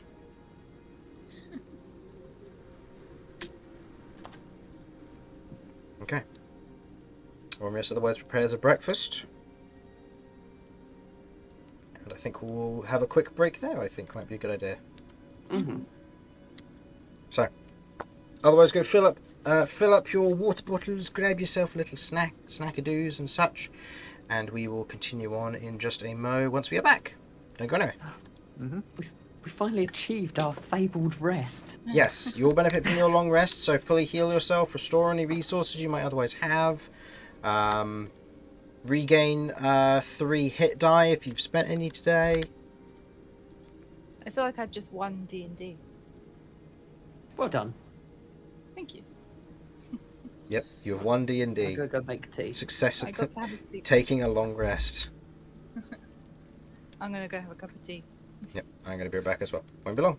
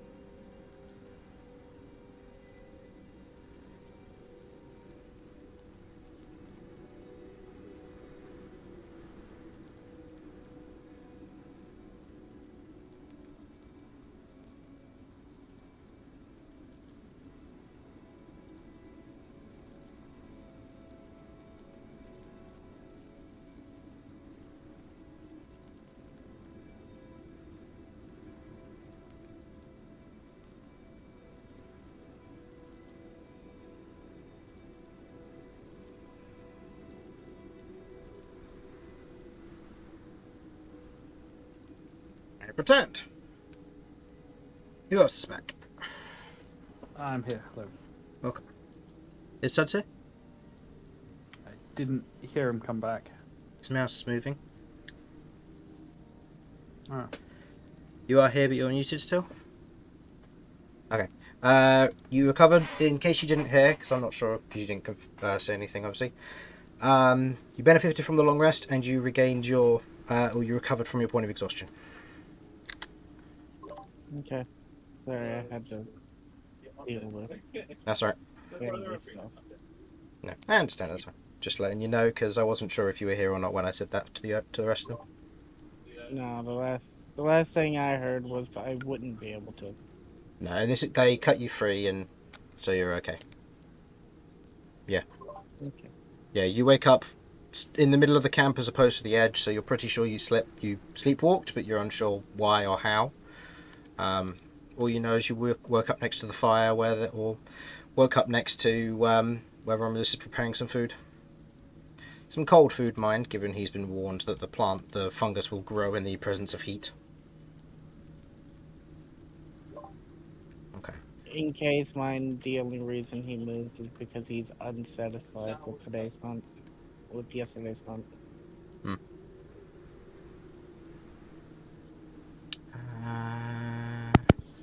Back.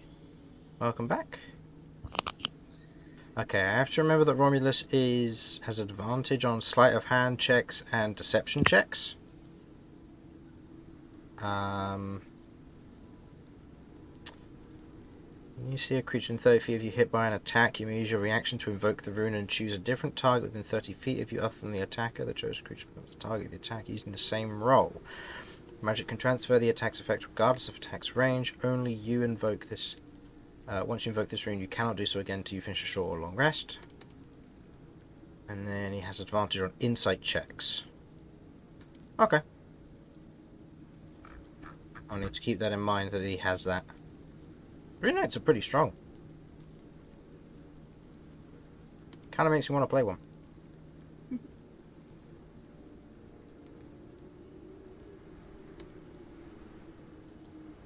So just wait for Jamie to get back, and then we'll carry on. Mm-hmm. Well, I mean, you can use this time to prepare whatever your plan of attack will be. I'll say that you're getting to about 9 o'clock, half 9ish in the morning. I'll say. So, I'd say, given the distance from where you headed, you're about 6 to 7 hours away from the camp. So, near enough half a day's travel.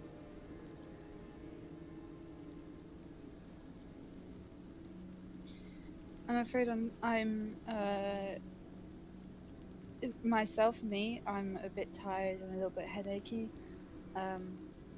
So I'll be contributing where I can, but I'm afraid I'm a little bit sluggish. Sorry. But I've got a cup of tea to try and make me feel a bit better. Well, I was going to say, well, if we can stop early if we needed to, just because if we're down Romulus, Sudz isn't able to talk a whole lot because family, and if you're feeling headachy, we can always call the session early if we wanted to. But if you think the cup of tea will help and you'll feel better, then we can keep going once Jamie's back. But can we see how Jamie feels when he comes back? And I'd rather. Sorry, I feel a little bit bad if I just say myself no. I'd like to see how people feel. I was about to say on. Sorry, go first. I was just gonna say on my end, everything's good now because they're doing the lookout thing now. Okay. So you were able to talk about. Okay. Yeah. Yeah, we can see how Jamie feels, and if you think the tea will help and you'll be able to make it to the end of the session, then that's okay. Mhm.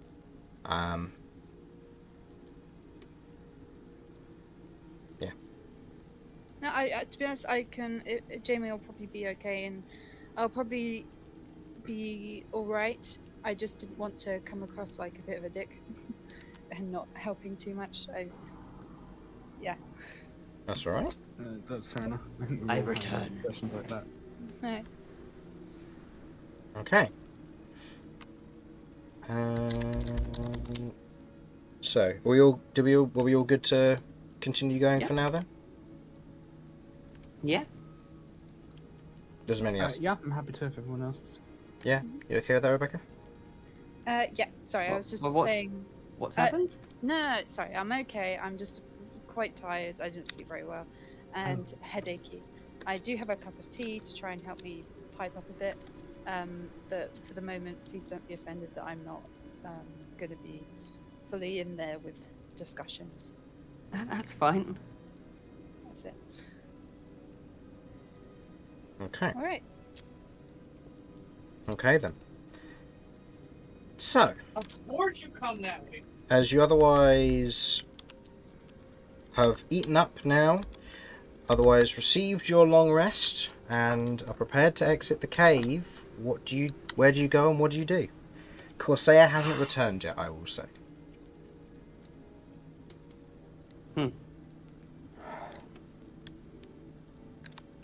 Okay, well, we shouldn't go off without him.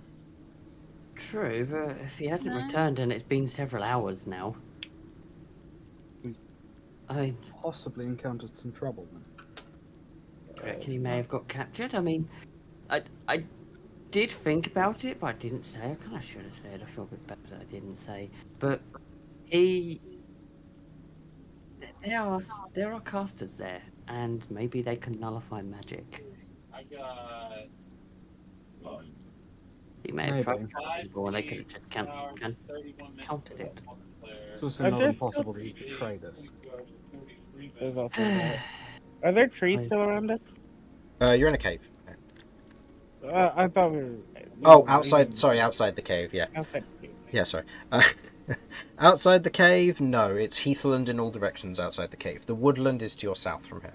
It will be about a 3-hour journey south to reach the woodland where you once were. I was just wondering if I could get a good vantage point to Would you- see around. Yeah, you can quite clearly see around if you want to make a perception check, just to see if there's anything that catches your attention. What do you think? Do you think we should head back and see if he's at the camp? And if he's not, then head to their camp? I mean, what's the point in waiting around for him if he's run off? And after his experience with the last party... 16, was that? Yeah. Looking around from what the vantage point that you have up here, you can't seem to see anything that stands out. There's no people running, no movement by the looks of it. You can still see from this general vantage point what looks to be the camp not far from here. You can see it's about the same distance from where you were before, so you can see what looks to be smoke plumes rising up despite the rain. And that's about it. The rest of it around here seems to be fairly barren and empty.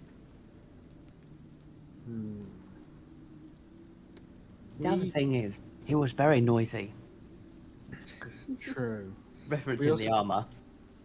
Yeah, we also did change direction. And when we were going to be, so it's possible he's been unable to find us. Mm. Did we actually tell him when we were going? No, we didn't know where we were going. All I can think is we head towards the thing is putting ourselves at risk going back on ourselves, but head towards the camp and then their camp possibly. And if we don't find him, then he may have run off thinking that we've been caught. Yeah, Or we should has head been back caught to himself.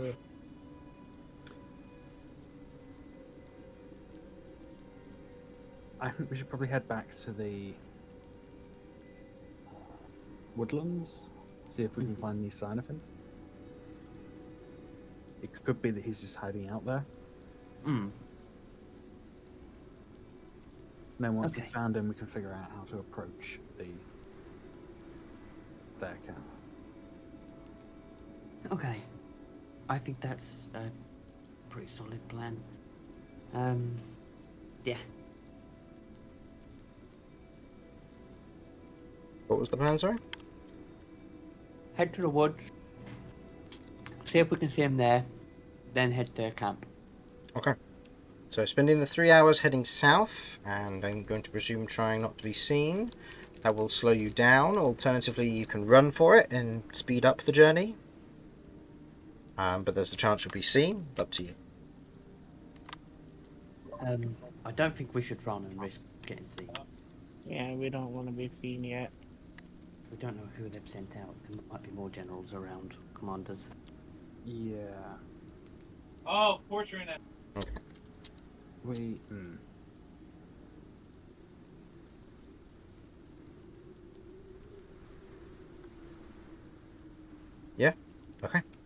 So, Yeah. travelling stealthily, heading south, I'd like everyone to make me a general stealth check, please.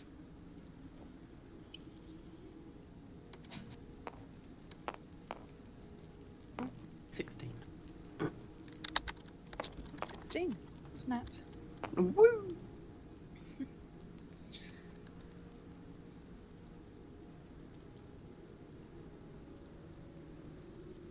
19. 17. Romulus has a 10. Okay, so overall, everybody rolled pretty well except Romulus, but that's okay. You head towards the woodland fairly easily. There's no immediate danger or anything as you're otherwise travelling.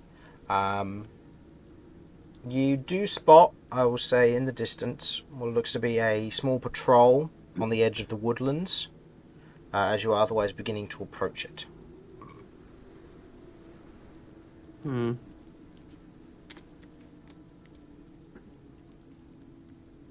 Okay, we should.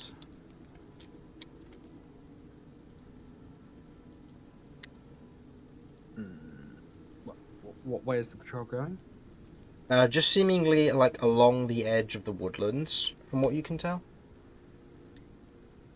Okay. How many people in this patrol? Looks to be about 6. Okay. Are they of kinds that we've seen before?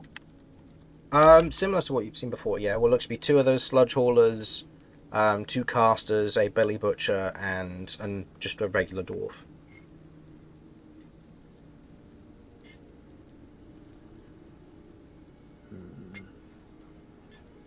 Be a risk fighting here. Yeah, they are moving, so you could potentially let them pass, but that's up to you. Yeah, I was thinking if they're going around in one direction, we head around in the other and try and get into the woods behind them. Hmm. Now, I don't know if this will work, but I wanted to try something. Okay.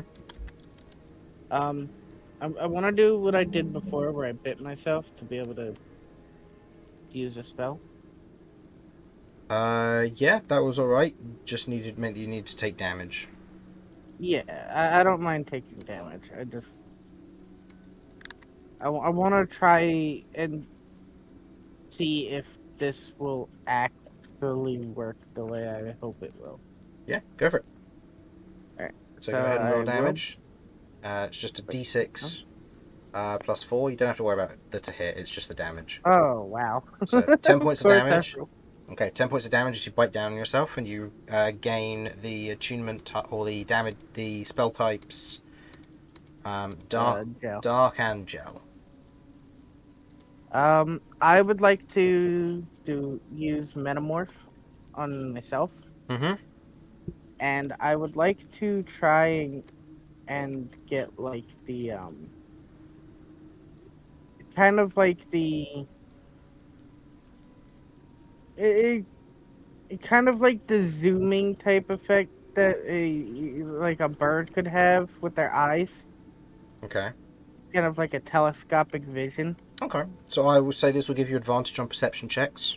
I'll say for the duration of Metamorph. Cool. How long does Metamorph last? It only lasts for 10 minutes. Let me double check. I think it's 10 minutes. 10 yeah. minutes. Yeah. It's mostly I want to try and see if I can see literally anything else inside the forest from here, because I might be able to pick up a glint of something Okay. that may or may not be seen right away. Go ahead and make me a perception check with advantage, then, please. Put it right there, and it's usually a pretty good spot.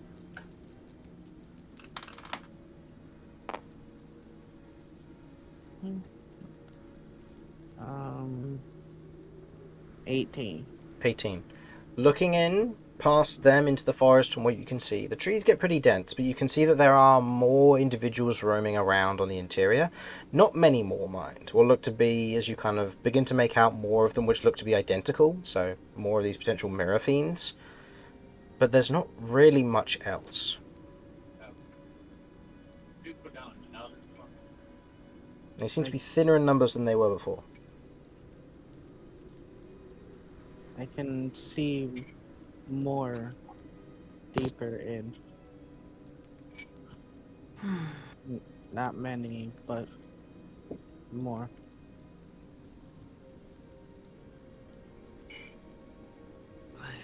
Why do I feel this is not a...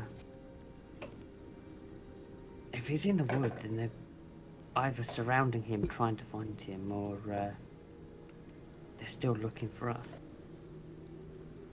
I'm not sure if we should go in there. Granted, the 22 people and 10 of them children. What do you think then? Do we look for him elsewhere or abandon him? I don't know if maybe heading towards the camp and maybe we'll find him on the way. Maybe he's thought we've found somewhere to shelter up and headed that way. Also, historically speaking, he knew about other adventurer groups. He may have just put us down to be dead and run away being invisible, saving himself. I don't know. It's true. And it's possible he went straight for the infiltration while he thought people were distracted. I mean, if there was a general out and a lot of guys out of the camp could have been empty. He may have just run straight for the camp. I think we should probably head towards the camp and do a little bit of scouting before. Yeah? Maybe we might see him in there being held, or... I genuinely don't know. I mean, if he did infiltrate and went after his target, I don't think this group of people would be here. Probably will be pulling back to the camp to try and defend or regroup themselves if they've lost a leader. I don't know. I don't know. So, I think we should head towards the camp. I genuinely have no idea where he is, but he's not exactly proven to be loyal.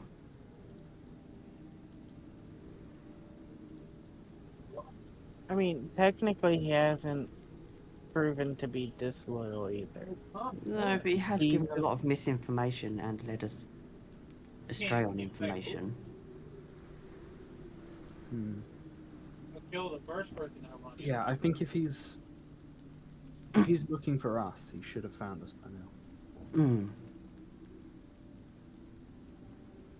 So it's possible he's betrayed us, or it's possible that he thinks we've betrayed him, or he just saw an opportunity and ran for it. Either way, I think the camp is the best place to go, because we could be wandering around here for days looking for him. Yeah, and running higher risk of us being found by them. Okay. Should we head to the camp then? I'll go where you guys go. I'll just make sure I keep on high alert so I see them before they see us. Oh, that's probably best. We should definitely keep on high alert, especially if we're getting closer to the camp. Okay. Okay. Heading towards the camp. Should we do it then? Yeah. What was that? Yeah? Okay. Heading towards the camp. This will take the better part of about 4 or so hours to take it to the early evening. So the sun isn't beginning to set just yet, as it is still autumn, so the sun will stay a little bit longer, but it is getting there. As you get closer towards the camp, I would like everyone to make me another stealth check, please, for this.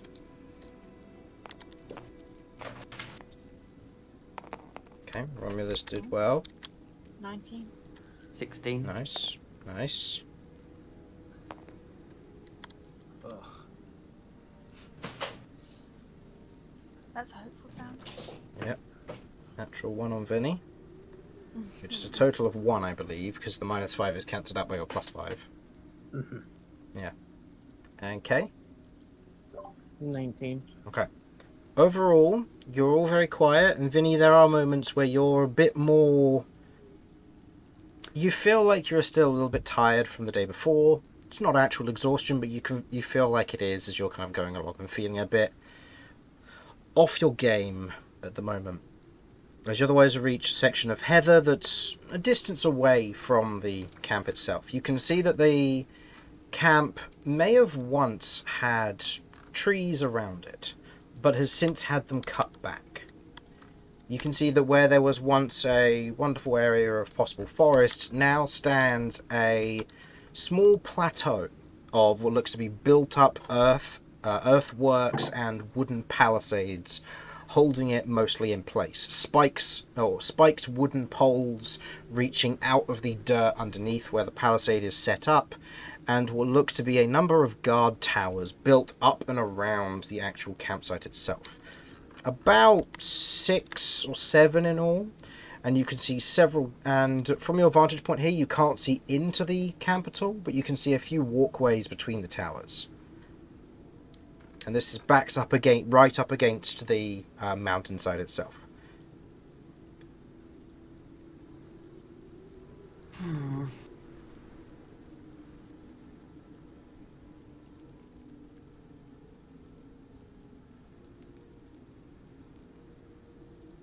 Okay.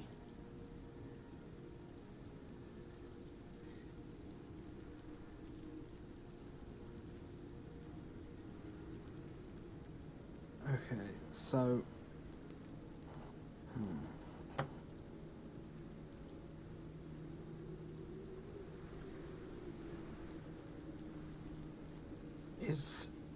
Yeah.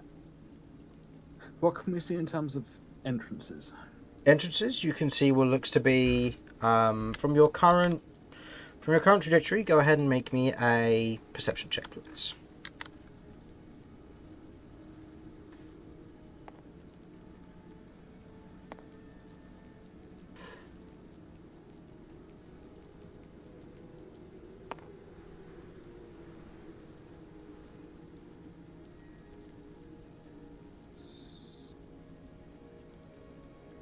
That is a 13. 13. You can see that there are 2 entrances, pretty much side by side. Both of them are currently open, and you note that that is the area where there are 3 connected guard towers, where there are individuals otherwise standing on top, looking like the casters, with imps that otherwise fly around the top of the tower for a bit, land, and then take off again, in kind of a general irregular pattern to a certain degree. You can see that there are those 2 entrances, and otherwise the rest of it is just encapsulated in palisade walls. Okay.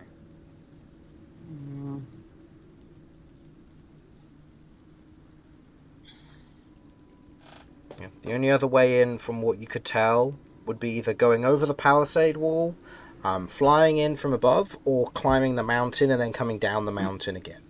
But the mountain edge is quite sheer near sections of this, where it looks like it's been...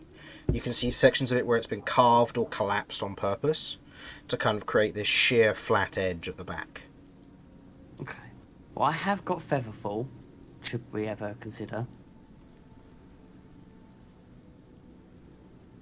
It's a very visible way in, but it is an option. It is, but then in the middle of the night, it might be less visible. You can also see small plumes of smoke that are otherwise rising from each of the towers, as well as from within the camp itself. Kind of a cursory count, you can see there's probably about 6, 7, maybe 8. How much cover is there from the imps? You said the trees that would have been here have been cut down, right? Yeah, the trees here have been cut down, so where this may have once been wooded area around this, it's all been cut down and used for other purposes here. The area around is otherwise just heathland and the kind of rotting stumps that are nearby. You're all generally well hidden, and the imps just kind of fly around the top of the tower for a few rounds and then kind of go back down onto the shoulder of whoever and then fly up again.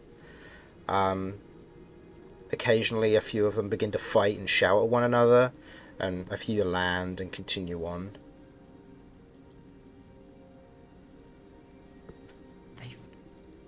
Okay. Yeah, it's not like they're taking a full wide berth of the camp, they're just circling the tower which they are in, which is the ones at the front mainly. There are other ones in each of the towers, so they are all manned.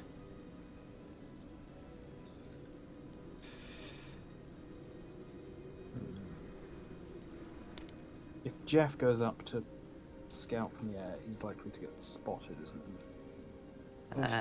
Possible. Yeah, Depends on Jeff's perception. Or stealth, not perception. Yeah, it'd be... What is Jeff's stealth? What is your stealth, Mr. Jeff? Stealth is dex, isn't it? So it'll be +2. They could send him, but I can't risk him getting shot down for a plethora of reasons.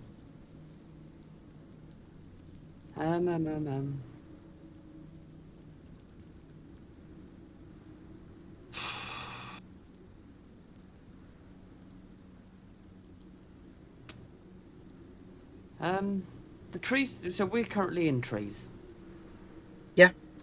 Oh no, Okay. not in tree. Sorry, you are otherwise hiding behind a large heather shrub. Oh, okay, right. Yeah. So you're nothing- you're stealthed and covered from one direction, but not from everything behind you. But Kay's keeping an eye out, so I'll let you know if you spot anything. Okay. So our options are to either drop in, to try or go over the wall. I don't think we can get in behind. Can I look? How close are we, sort of like, to the mountain that they've kind of carved into almost? From that- the current position, I'll say you're giving a good stealth distance to not get spotted. So I'll say you're about 400 feet out. So you're about 600 feet from the mountain wall from the trajectory you came. Okay. Would it be reasonable to use Jeff from our current location to see if there's any like cave entrances or anything in the wall of the mountain by the side of it or what have you? Is there an alternative? You can certainly try, yeah. If you're going to send Jeff up, then by all means. I'm If gonna you're... send him up in the bush. I don't want him to leave the bush. Okay. Poke his head out. Okay. But I don't Go want ahead him to and leave. give me a perception check for Jeff, then, please. Okay. Come on, Jeff.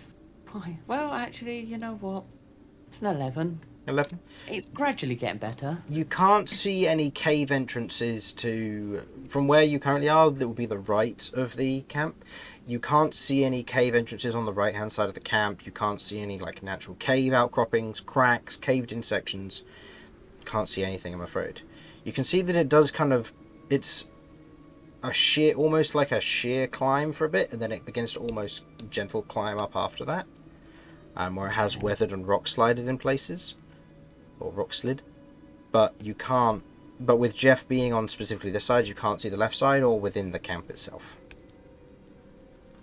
Okay. Top of my head, I can't think. The options I can come up with. I was trying to see if there was an alternative way via a cave that would be sheltered, but it didn't quite work out. Looking at this, I don't think there's going to be a way to just, as much as we could go up and over the fence, would be exposed, and there's a lot of watching out.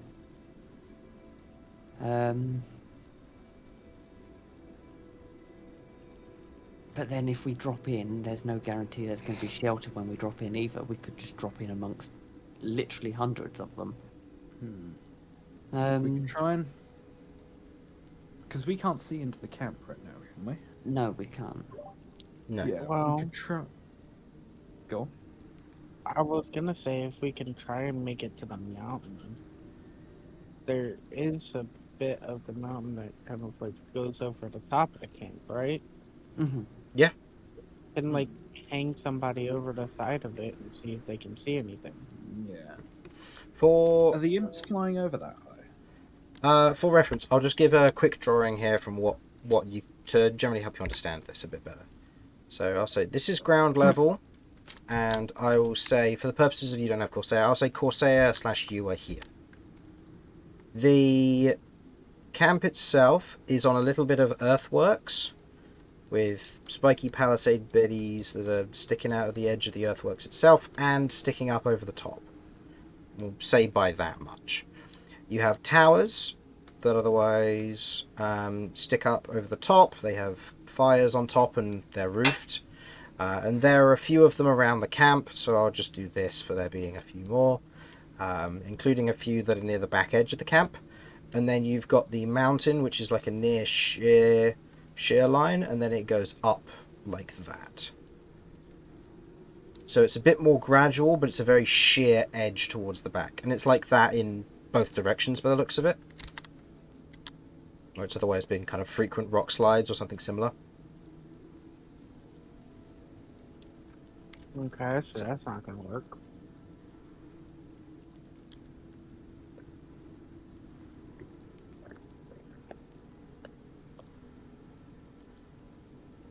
Okay. Unless we can create a distraction at the front of this and try and sneak in by the back, but I mean, I don't know how we'd go about making a distraction. Besides, I don't think splitting up is a really good idea either. No, I wasn't thinking so much of splitting up. If there was a way we could. There's a around. If there was something we could lure, bring some. Well, don't really have anything that wouldn't go unnoticed.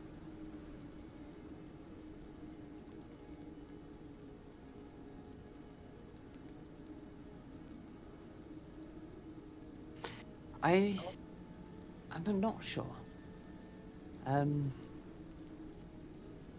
I think charging this head on is obviously a very bad idea.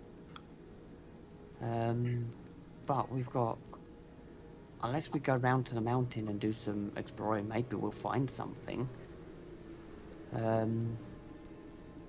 It's possible. We'd have getting a better idea of what the inside of the camp looks like would definitely be helpful. Mm-hmm. I mean, if we can drop in, that'd be cool, but it depends if we can drop in going unnoticed. Because I don't... But then there's the thing of having to get out again.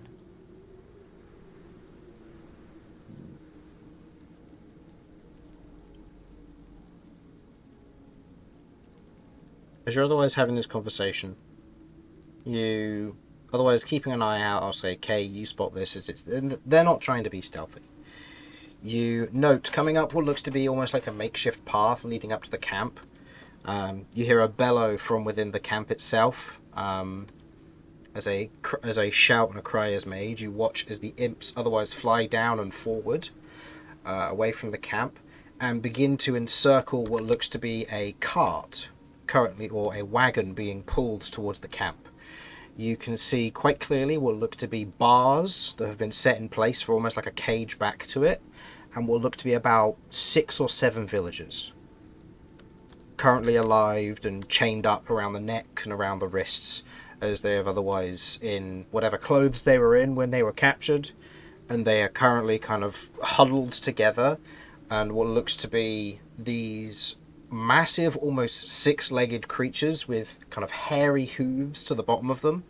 What looks to be one large head, kind of dripping red, almost liquid from the base of a mouth, with the rest of their body just being covered in this thick blood red fur, and 2 massive horns that otherwise rise from the point of their nose like a rhino, and then the crest of their head, where it rises and splits into 2 above their head itself, as these 2 large lumbering beasts pull this massive cage. You can see that it is guarded by what look to be about 7 or 8 of these dwarven individuals, and 4 of these belly butcher-like demons, as they're otherwise leading forward. You can hear shouts as the imps otherwise fly around the wagon itself.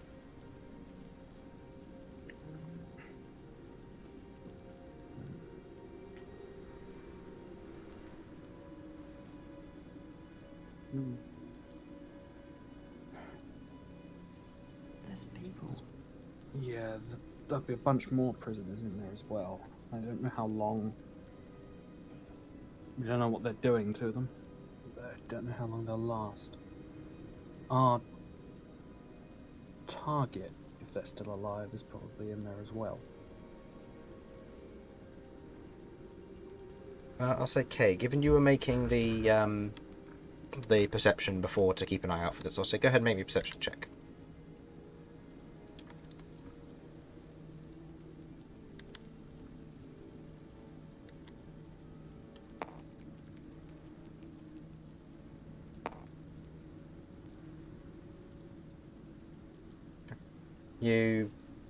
Otherwise, I'll say you're looking over at the wagon, you don't notice anything in particular that's out of the ordinary. Or out of the ordinary for that particular scenario. Also, we can't hear you if you are talking. I wasn't. Okay. Okay, we need to help these people. We need to get in there.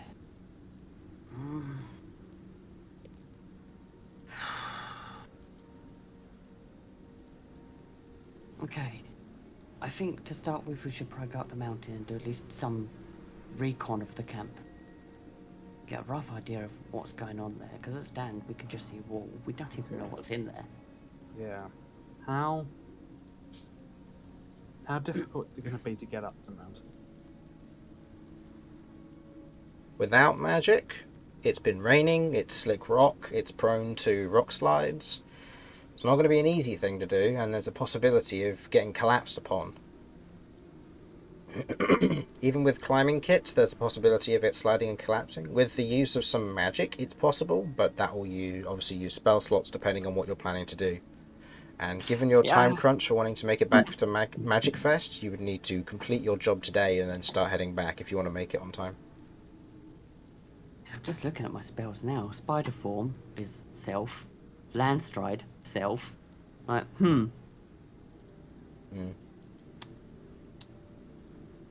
The cart or the wagon is otherwise pulled into the camp, and you hear a shout out before you begin to hear a creaking and then a thump, as you note that both of the front gates have been closed.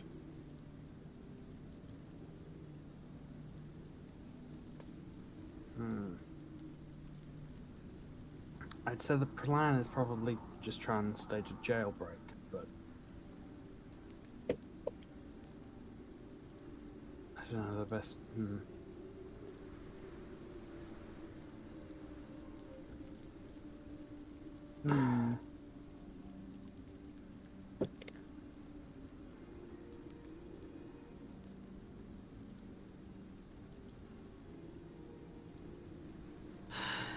From what we've seen, this place is mostly made of wood, right? Yeah, looks like it. Damp wood given the recent rain, but wood nonetheless.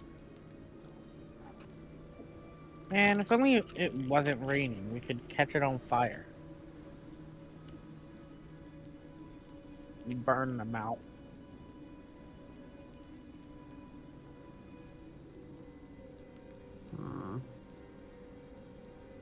With the nature of these are, from what you can... Well, no, I'll leave it at that. You think Romulus here to learn anything more about that? Okay.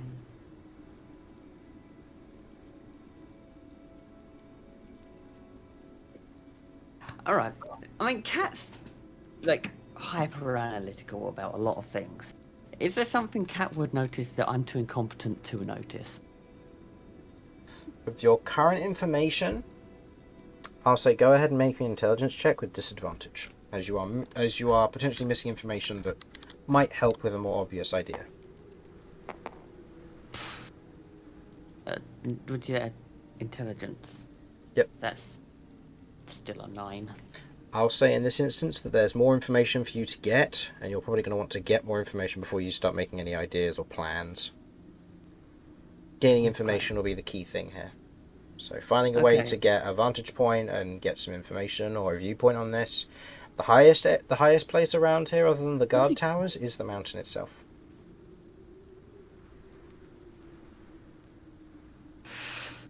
Oh. I think we either go to the mountain.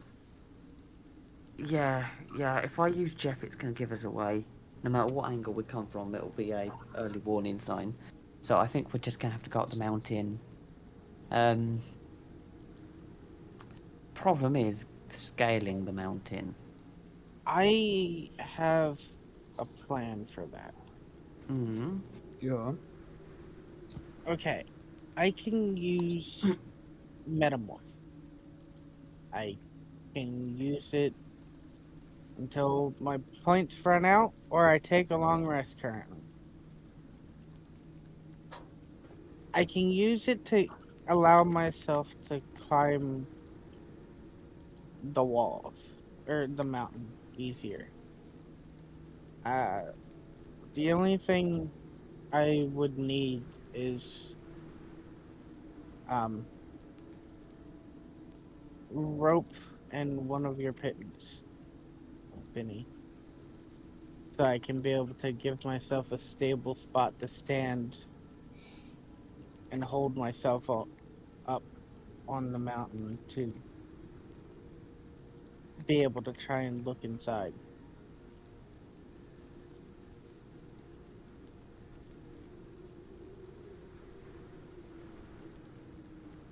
What metamorph is that? Okay. Is that going to be at a detriment if you use it though? What does it use? 12 points. Okay. I've already bitten myself for today to be able to use it.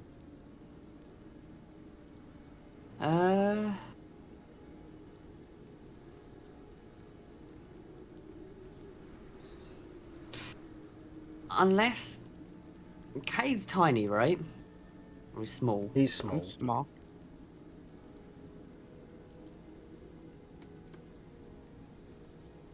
Not that I'm a fan of like a splitting thing, but what if? Because there's two of us that can cast Spider Climb. Mm-hmm. What if one of us uses Spider Climb? Kay goes with one of the people that uses it. I will send Jeff as well if it's not me that uses it, and sort of like then Kay can proc over the edge, but it also means he's not on his own if something happens. And with Spider Climb, we can move quicker if we need to get down fast.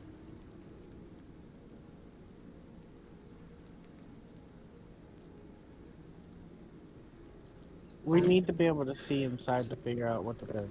Exactly. I think a caster and Kay should go. Cat. Could you roll a Yeah. charisma saving throw for me, please? Why? So not cat.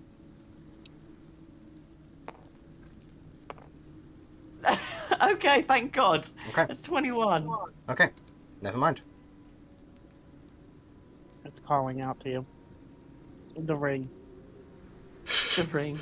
The It ring. wants you to put it on, How- Frodo. Considering I'm close to the camp and there's all of this, how are things at the moment? You get a sense, I will say, with that kind of sudden urge of something, you otherwise look down and your hand has been on your... Unconsciously, your bound hand has otherwise been on your spellbook, and you can see that you have a finger otherwise pressed in, as if trying to open a specific page. I'm gonna have a look. What page am I trying to get to here? As you otherwise open the spellbook, the rest of you otherwise are watching this, as Kat opens her spellbook, this black page is otherwise floating and kind of shifting from side to side, and you can see that it otherwise has the picture of what look to be eyes covering the front of it.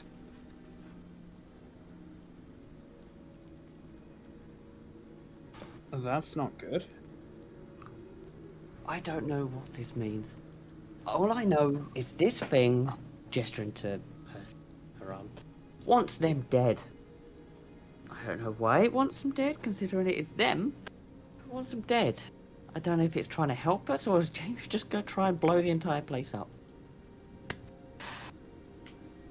Insight. I Insight can't get with any information. disadvantage. Oh, I'm going to say super disadvantage, but you know, triple disadvantage isn't a thing. Roll me 2 natural 20s. Come on, learn what this thing's about. Oh, so No. close. As somebody who has bitten the power that Cat currently holds, and the fact that you currently understand that you have access to some of its power, you understand that whatever may have been happening just then with Cat's kind of subconscious doing something, it might have been trying to do something to help, but you're uncertain. Okay. I'm gonna just turn away from everyone, even though they know, but she's still very ashamed of it. And I'm going to sort of unbind the mouth, the hand part of it. Are you trying to help or are you trying to destroy? You just watch as the mouth opens, kind of a tongue lolling out, but nothing else really happening. I hate this thing. So, Janie, what do you think? So Chania looks at it, looks back at you, and just shakes her head. Yeah, to be honest, you are the voice of reason here. I'm gonna turn around to the party. What do you lot think? Use it on me.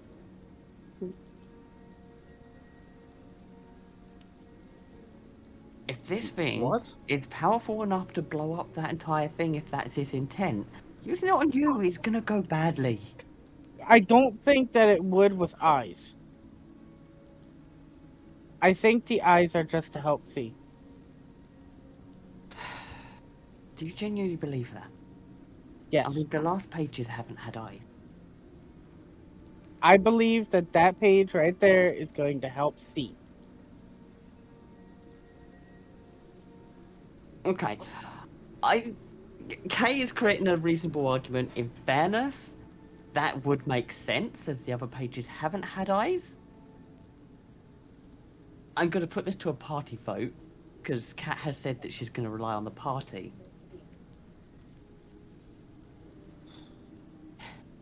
What do you think? Should I try? I say yes. If something bad happens, I'll eat it. If Kay is confident. Yeah, getting more reliant on the book may be a risk in the long term, but we can cross that bridge when we come to it. If Kay is willing to take the risk, then. But if something goes wrong, we're in big trouble. This could be a self-casting thing. If I'm willing to take the risk, because if you say that it wants them dead, and it was pointing to that page, and we're having the issue of trying to get in, I have felt its power. Okay. I don't think it would need to persuade us to do something bad. Okay. Rightio. Then, in that case, Cat lifts this page out of the book. Go ahead and roll me a charisma saving throw, please.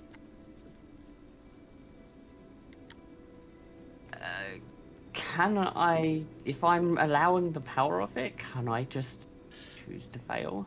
This isn't. This is something else. So this is a negative Oh, okay. effect of being stage 3 correct. Oh. DC is 5. I'll let you know now. Actually, no. You can discover if you fail.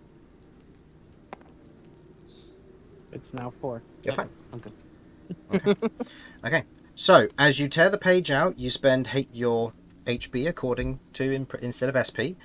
This is a 3rd level spell, so this takes 5 Okay. HP. As the rest of you watch as this black page disintegrates, you watch as Cat's arm begins to lightly drip As it begins to drip, you watch as each droplet hits the grass for a moment, before you watch as a tiny eye kind of pops out of it, looking up. A tiny kind of black tail with like a little puff on the end appears, with wings sprouting from the back of it, as it otherwise pops up, and you see that about 20 of these rise from around Cat. Cat, you now have the equivalent of 20 mini-tabs open around your field of vision, as you now have the vision from all 20 of these eyes at once. Oh, I want that. As this happens, you begin to feel dizzy. While this is going on, if you can focus on any window and have that be the main window that you're looking through. Any window that is a side window and not your main one has a -5 to everything that's going on that one. So if you get attacked while looking through one of these windows, you have a -5 to everything. Saving throws, attack rolls, and ability checks. Okay. As well as initiative. And that Do minus... they follow me? No. You can independently control every single one of them, or give them commands, and they'll just do what they can. They are tiny, and we're talking about like an inch across. So they are very difficult to spot. How quickly can they move? If I send one to... You watch as it otherwise zips 60 feet and then stops, and then can keep moving. So they can move 60 feet at once, but they can't dash. Okay, and they're tiny, so they're very hard to see. Yes, correct. You have 20 of them. Okay, rightio. Alright. I am going to... Shall I just send them round? Some up to it, some from the side. See if I can get one to go up the mountain, or a couple to go up the mountain and get a bird's eye view. Shall I just scatter these? I hate them. They're tiny. They probably will go unseen, and in fairness, it's not far off what these all look like anyway. Yeah, scattering them's a good idea, I think. Okay.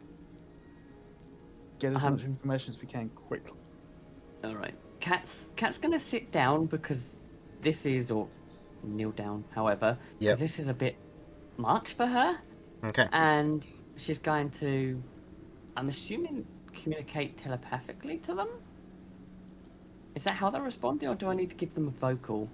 As you're otherwise kind of looking through, you're being sent pings of information from all of them. So things like identifying creatures, locations, the tents, what's around the tent. You are being fed all this information in kind of small snippet pings, which your brain is then taking and then reinterpreting as like a mental image. Okay, so really what I'm going to bizarre. do, I'm going to scatter them everywhere, approaching from all angles of the camp. Okay. While Cat is sitting down, what's the ground like here? The ground is heathland, so it's kind of thin grass. You do note, Thin grass. as these small eyes do float up and around. This is a concentration spell, by the way, and it lasts for 8 hours, so keep that in mind. Okay. As you otherwise have this happen and they begin to fly out, you note that they begin to slowly slow down and stop as they reach a certain range. The range is quite far out, but it doesn't reach the edge of the camp, so it's somewhere within 200-300 feet that they have to stay within that bound range around you. So they can't approach from every angle, but But they can approach from most. yes, And they've got a good and overall more arch. yes, and more importantly, Right. So as these pings of information are coming through, Cat is kind of using, can I say mold earth to kind of draw fine lines in the map? indeed, Basically a rough. Indeed, you can. Okay, so And Cat is this- drawing the map out. Yep, and this is what you see. You see the main camp itself. The trees cut down on all sides. You can see a few spikes at the front which have skulls on. 2 gates have been closed underneath the bridges, but they aren't shown on the map. You have these towers around the edge with a few walkways between these 3, and then tents that look like they can house maybe 2 to 3 people each, with campfires, with stones around, a large cooking pot, and a massive carved out entrance leading further in. I would spawn all the tiles and show you where they all are, but I'll do that at the end of the session in preparation for the next one, given that we're close to the end. Right. Yeah. that is what you otherwise managed to acquire from all this. The guards don't seem to notice. The imps don't seem to notice. They haven't got a high enough passive perception to be able to meet your spell save DC, so they do not see it. Okay. So this is a map of everything. This is things. And there's something further in. Yeah. Seems like it, yeah. And you note that each of these towers has a small campfire, or small brazier set into underneath where it is, and the light streams out in the 4 directions, but not up.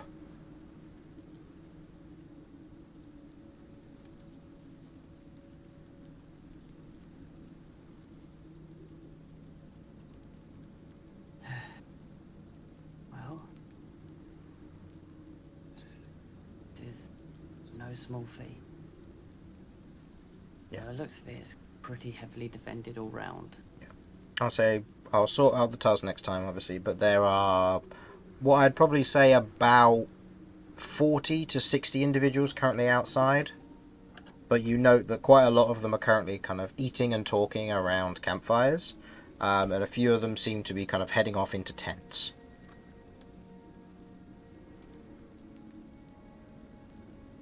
Or stairs underneath there. Are there cages in this area? Doesn't look like it, no. Yeah, no cages and no prisoners seemingly on the outside from what you can tell. Probably been taken further in then. Where was the cart stopped? The wagon went all the way in, and then you lost sight of it because that was a little while ago. Okay, so it's not from what I can see out here. No. Okay. I can't see it outside, so part of me feels it may have gone further in. That would make sense. That's where we need to be then, but even if we got in there and dealt with everything, there'd still be the camp on the way out.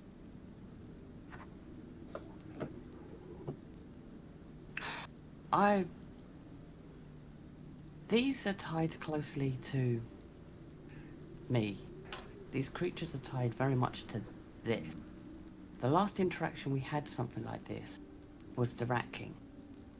When we removed/killed the slime that was involved with that, well, the slime withdrew, everything that it had control over died. Or become free, should I say, of its own thing. Slimes and rats were fighting each other. That's true. If we take out the leader, which I believe is probably going to be the source of this, this all could fall into complete anarchy here. Either they could all perish if they don't actually have something that's tying them all together, or they could all just become hostile to each other, or just chaos could happen. If chaos ensues, that gives us a chance to at least try and escape. So get in, rush the leader, and then try and It's a extract as much theory. business as possible. It's a theory. Well, that is how it works with the Rat King, Mhm. and Sorry, BRB. All right. clearly these dwarves aren't normal dwarves, so No, and the creatures that are all tied to it also seem... I mean, my theory was, after watching all of these fight, and after we killed them, they've all just returned to mush, for the best way to describe it. So, if their leader, their main source of power, their whole being of existence disappears, will they? But that does mean we are going to have to either make sure we kill the leader and the slime that it's got, if it's got it, or potentially seal the slime, which comes at a risk.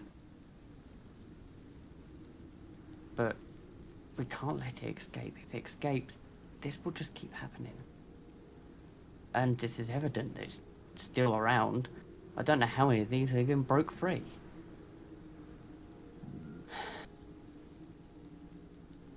Okay then. So, we need to figure out a way to sneak past the camp. Sneak past the camp, try and find the leader, kill the leader. Here's my theory. There might be another entrance in here that's hidden from the camp. Not into the camp itself, but Into the back area, you mean? into the mount. There might be a hidden spot that they have for another way out. Okay. Well, That how? would make sense, but how would we go about finding it? Well, as the slimes have got, Eye. my eyes have got a couple of 100-foot reach. If we make it round to the mountain, I can scatter them around the mountain and maybe find something. Should we take a I'm wide happy to circle try it, round yeah. and try it? Okay. Then we'll all head round and Yeah. I Otherwise, will. can any of your eyes get inside the cave? At the moment, no. But if I get to the mountain, yes. Then Okay, it's out of my reach at the moment. Let's try and head round then.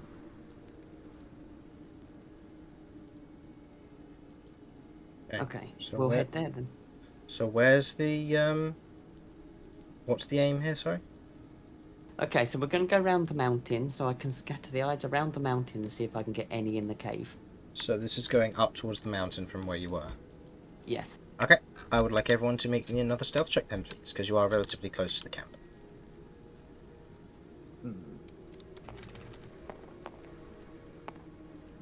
Just to double check, the plan is to not get any closer, right? Yeah, it's not Yeah, get yeah, closer. yeah, yeah. take It's a wide not getting circle closer. This is just taking a wide berth, but there is Yeah. a possible chance you might get spotted. Yeah. Yeah, natural 20 from Romulus. Kirv said she'd be right back. Yeah, she's fine. Ugh. And Vinny, you're having a rough day with stealth today. Yeah, it's not going great. For some reason, your short sword just keeps clanking against your waist, and you're not entirely sure why. Did I put the right sword in the right sheath? You don't know.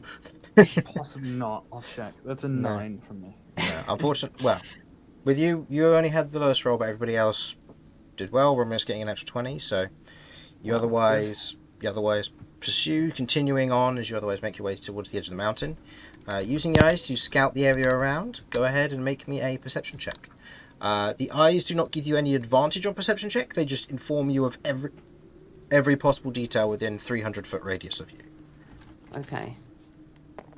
Nat 20. Natural 20, makes sense. Also notably about the eyes is that they also prevent you from being surprised. Oh, that's useful. There's another note. It just gives you a -5 on everything you're doing because you're not used to using this spell. No, that's understandable. Once you've cast it a few more times, if you ever get to that, then you are able to control it a bit better. Okay. So, yeah, the natural I'm scouting 20. the mountain and trying to get some in the cave. Yes. So, as you otherwise send them up and around the mountain, given that they're going to be going into the cave, I am going to quickly roll for a few of the people who are near the cave to see if they spot them. Okay. You are made aware that the individuals did spot the eyes as they flew close to the cave entrance, and they otherwise backed away as some individuals otherwise looked up and saw them, these kind of tiny dark specks that flew through the sky for a moment before headed off. You don't entirely know what reaction they were unless you wish to have it linger for a bit longer. The natural 20 for looking over the mountain itself, though, you can't see any way in. But, obviously with that natural 20, you do gather that if there isn't a way in naturally, you could potentially carve your way in if you have anything that allows you to alter the composition of stone. Your mold earth only works on earth, on loose dirt, unfortunately, so that doesn't help there. But I'll say, given that you had the long range, you pick up that on the far left side of the camp there is a tiny opening where there is a perceivably lack of spikes where it reaches the edge of the wall, and then there is a small gap where, if you were able to avoid the cover of the watchtower, could potentially dig under the earthworks to the edge of the cave. And that is earth. That's That's dirt, yeah. It's packed dirt, but it's dirt that you could use. So you could excavate 5-foot cubes of it. And given that it doesn't use any particular force, you can do so harmlessly and make a miniature tunnel. But you could potentially be seen, as there are people who are flanking either side of the tunnel. That is a potential way in. Other than that, you're fairly certain there's no other way in the tunnel from the mountainside itself. The cave itself, by the looks of it, seems to have been mostly excavated or made bigger from a potentially natural cave. Okay. So, there's no way up for the mountain, but this side here looks like a pretty reasonable attempt to get in. Yeah, the other side has the same, but again, it also has another guard tower you'd have to try and navigate. But that goes behind a few more areas which you could potentially sneak past. Hmm. And if you had Featherfall, you could also potentially slide down and drop down. Even though it is a sheer cliff, you could still do a little bit of a jump and Featherfall down, and provided that you roll either well enough stealth on the bottom, you could quickly sneak in, or if you took out the 2 guards silently, you could do so and then sneak in afterwards. Cat doesn't have silence, she has explode. Yeah. Very true. If anyone else can do silent... Or, hear me out now.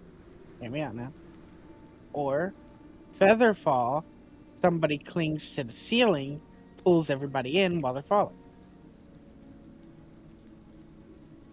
That someone needs to be very, very, very strong, because good luck trying to swing Romulus.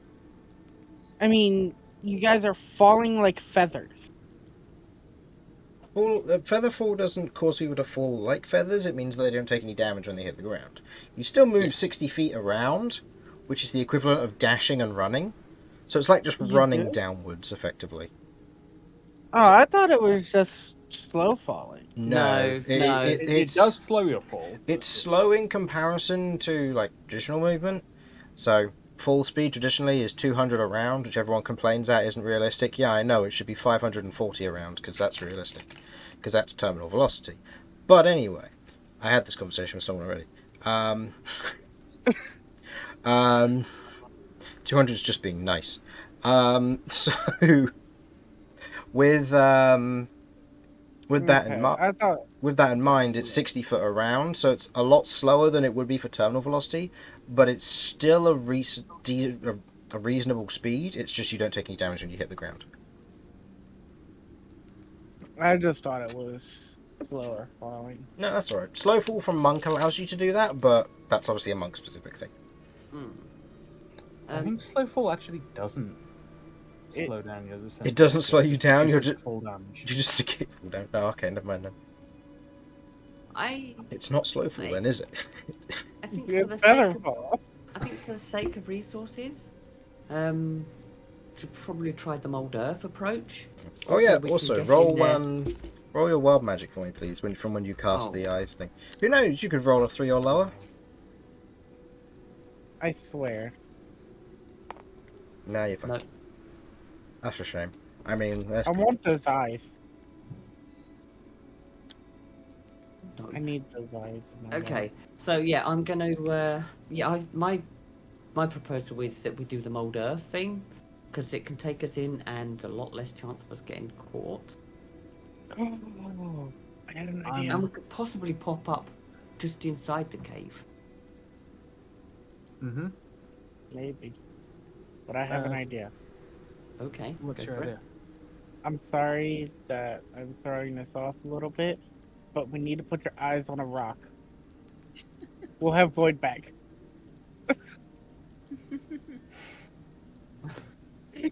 Wait, what? Put the eyes on a rock. recreate We'll the have Lloyd. Lloyd. Oh, took me a moment. But yeah, no, that's true. Nice. Probably had to, but Look, we Yeah. might get Lloyd back next month. In 4 episodes, you might find him tied up in the cave. We'll have to see. Oh, I hope to think that we've actually got into the cave at that point. Oh my days. Okay. Okay, Yeah. I'm I don't good know. with the Mold Earth plan. I'm good for the yeah, Morben sure. Of plan. how we do it logistically. Because we'd need to close distance on the camp without getting seen. That much is true. That much is very true. But I think that's probably our best plan. Mm-hmm. Yeah. Okay. Okay. It's I at this think that's point- great. It's at this point that you watch as a dwarven fellow otherwise walks out. Large, cruel warhammer over his over a pauldron shoulder. Otherwise wanders out and speaks to the 2 guards there as you watch as one of them otherwise heads in, and he otherwise walks out and towards the main fire pit. You can see there's a number of dwarves that are otherwise sat around the fire pit. A few of them look to be identical, which you would identify as mirror fiends. Kind of a few belly butchers otherwise hanging around the camp itself, and quite a few sludge haulers, but they're all situated in the towers themselves. As you're otherwise kind of taking note of this, he otherwise wanders up to the pod itself and otherwise kind of shouts something out before you watch as the others begin to kind of gather, and he begins to kind of just do general talks to them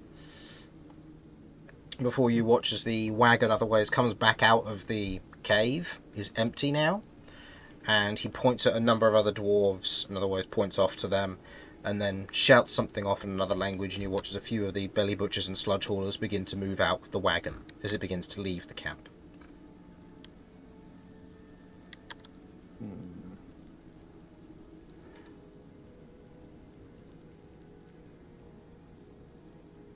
Okay. Yeah, numbers about 12 to 15 of them, all heading out with this wagon, and the 2 large beasts of burden otherwise pulling it ahead of them. So a large number of them have, or a hefty chunk of them have left the camp. Yeah. If we're going to act, I mean, it'll take them a little while, but now would be a good time to get started. Mm-hmm. So Okay. is there anything anyone can do to disguise our approach, or is there anything anyone can do to create a distraction?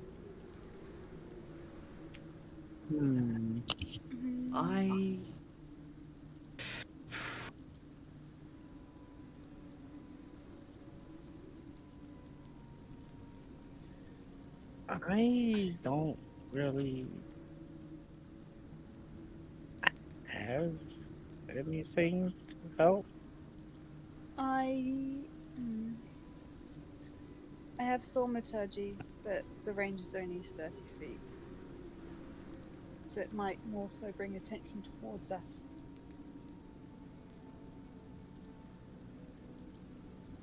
I mean, depends how perceptive they are, and may give us away. But I could potentially send Jeff round to the south side of the camp, let him be seen, and instantly snap him back to me. Mm-hmm.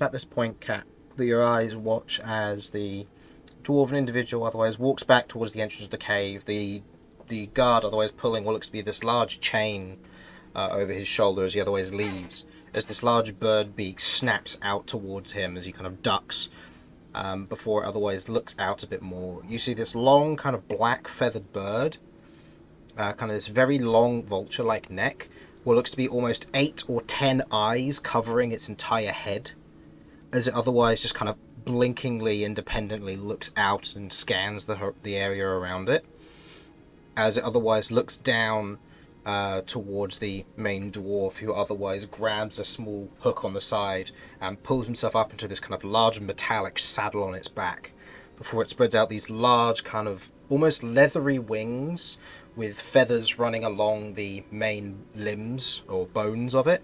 As it flaps its two wings, begins to take off, the chain kind of dangling below it. As it soars up into the sky, beginning to kind of screech and climb, heading up the mountain. Okay. As he goes up, Mhm. I want to focus all eyes on him. Okay. Is there any signs of black slime on this guy? Make me a perception check. I'll say with advantage because you have 22 eyes currently looking at him. 24 if you want to count Jeff, but he's feeling a bit impotent at the moment. Ooh, can't say I'm. I think I'm feeling a bit impotent at the moment. Looking at it, the majority of it's black. Like, it's got black feathers, it's got black skin, it's got a near black beak. The eyes are of like an inky, milky colour to it, with kind of these tiny black pupil centres. The dwarven individual has the kind of the two deep kind of black smoking cracks along that run through his eyes from his cheekbones up into his head and then down his neck, and they just kind of give off this shadowy smoke that otherwise rises from his head as he otherwise coasts off and up the mountain, flying upwards. As he does, you kind of watch as he takes off, and then the camp proceeds to go back to what it normally was doing. Interesting. Okay. I'll point to him with Sarchania. What do you think about the visor of that guy? Getting anything? In what sense? Sort of like, is there anything? Because Sarchania obviously knows the slime. Her whole being is for that. Is the arm or Sarchania getting anything from that guy? Yes. In particular, a heavy radiation from it. You get a sense, I'll say, with the natural 20 I rolled, you get a sense that both the creature and him are connected, and they both contain a same portion of the essence, similar to you and your arm.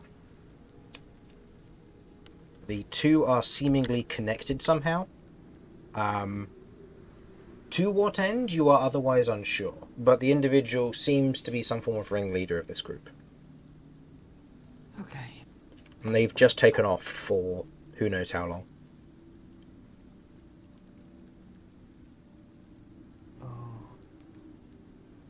I'm not getting the same. That's not good. How big a chunk has this guy got? All right. So, that I believe was the leader.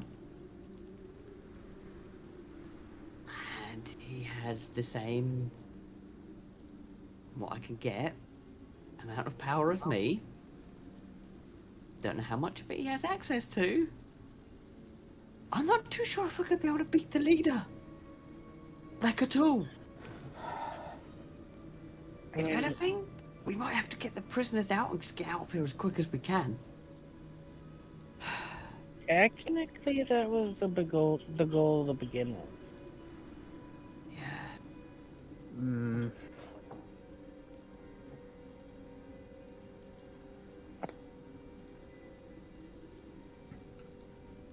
I mean, if that is going to be the plan, then if he's out and a bunch of the troops are out, as soon as possible would be the best time. Mm-hmm. Agreed. So,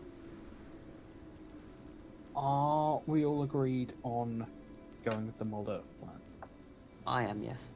It's just a question of how we're going to distract the guard tower. I can do something with Jeff, but I'm gonna have to be quick because I can't risk losing him. I was going to suggest that we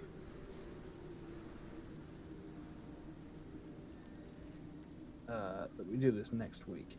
Yeah, I was going to say, do we want to have that conversation when we get Romulus back? Yeah, when we've got the entire party. We'll have Harlan. Okay. Okay. So, for the stream, thank you for watching. Hopefully you enjoyed. we will see you next week when hopefully we'll have everybody here again. Then they will formulate a entrance and quote-unquote heist plan. We shall see. So, thank you for watching. Hopefully you enjoyed. See you next time. Bye-bye. Bye. Bye.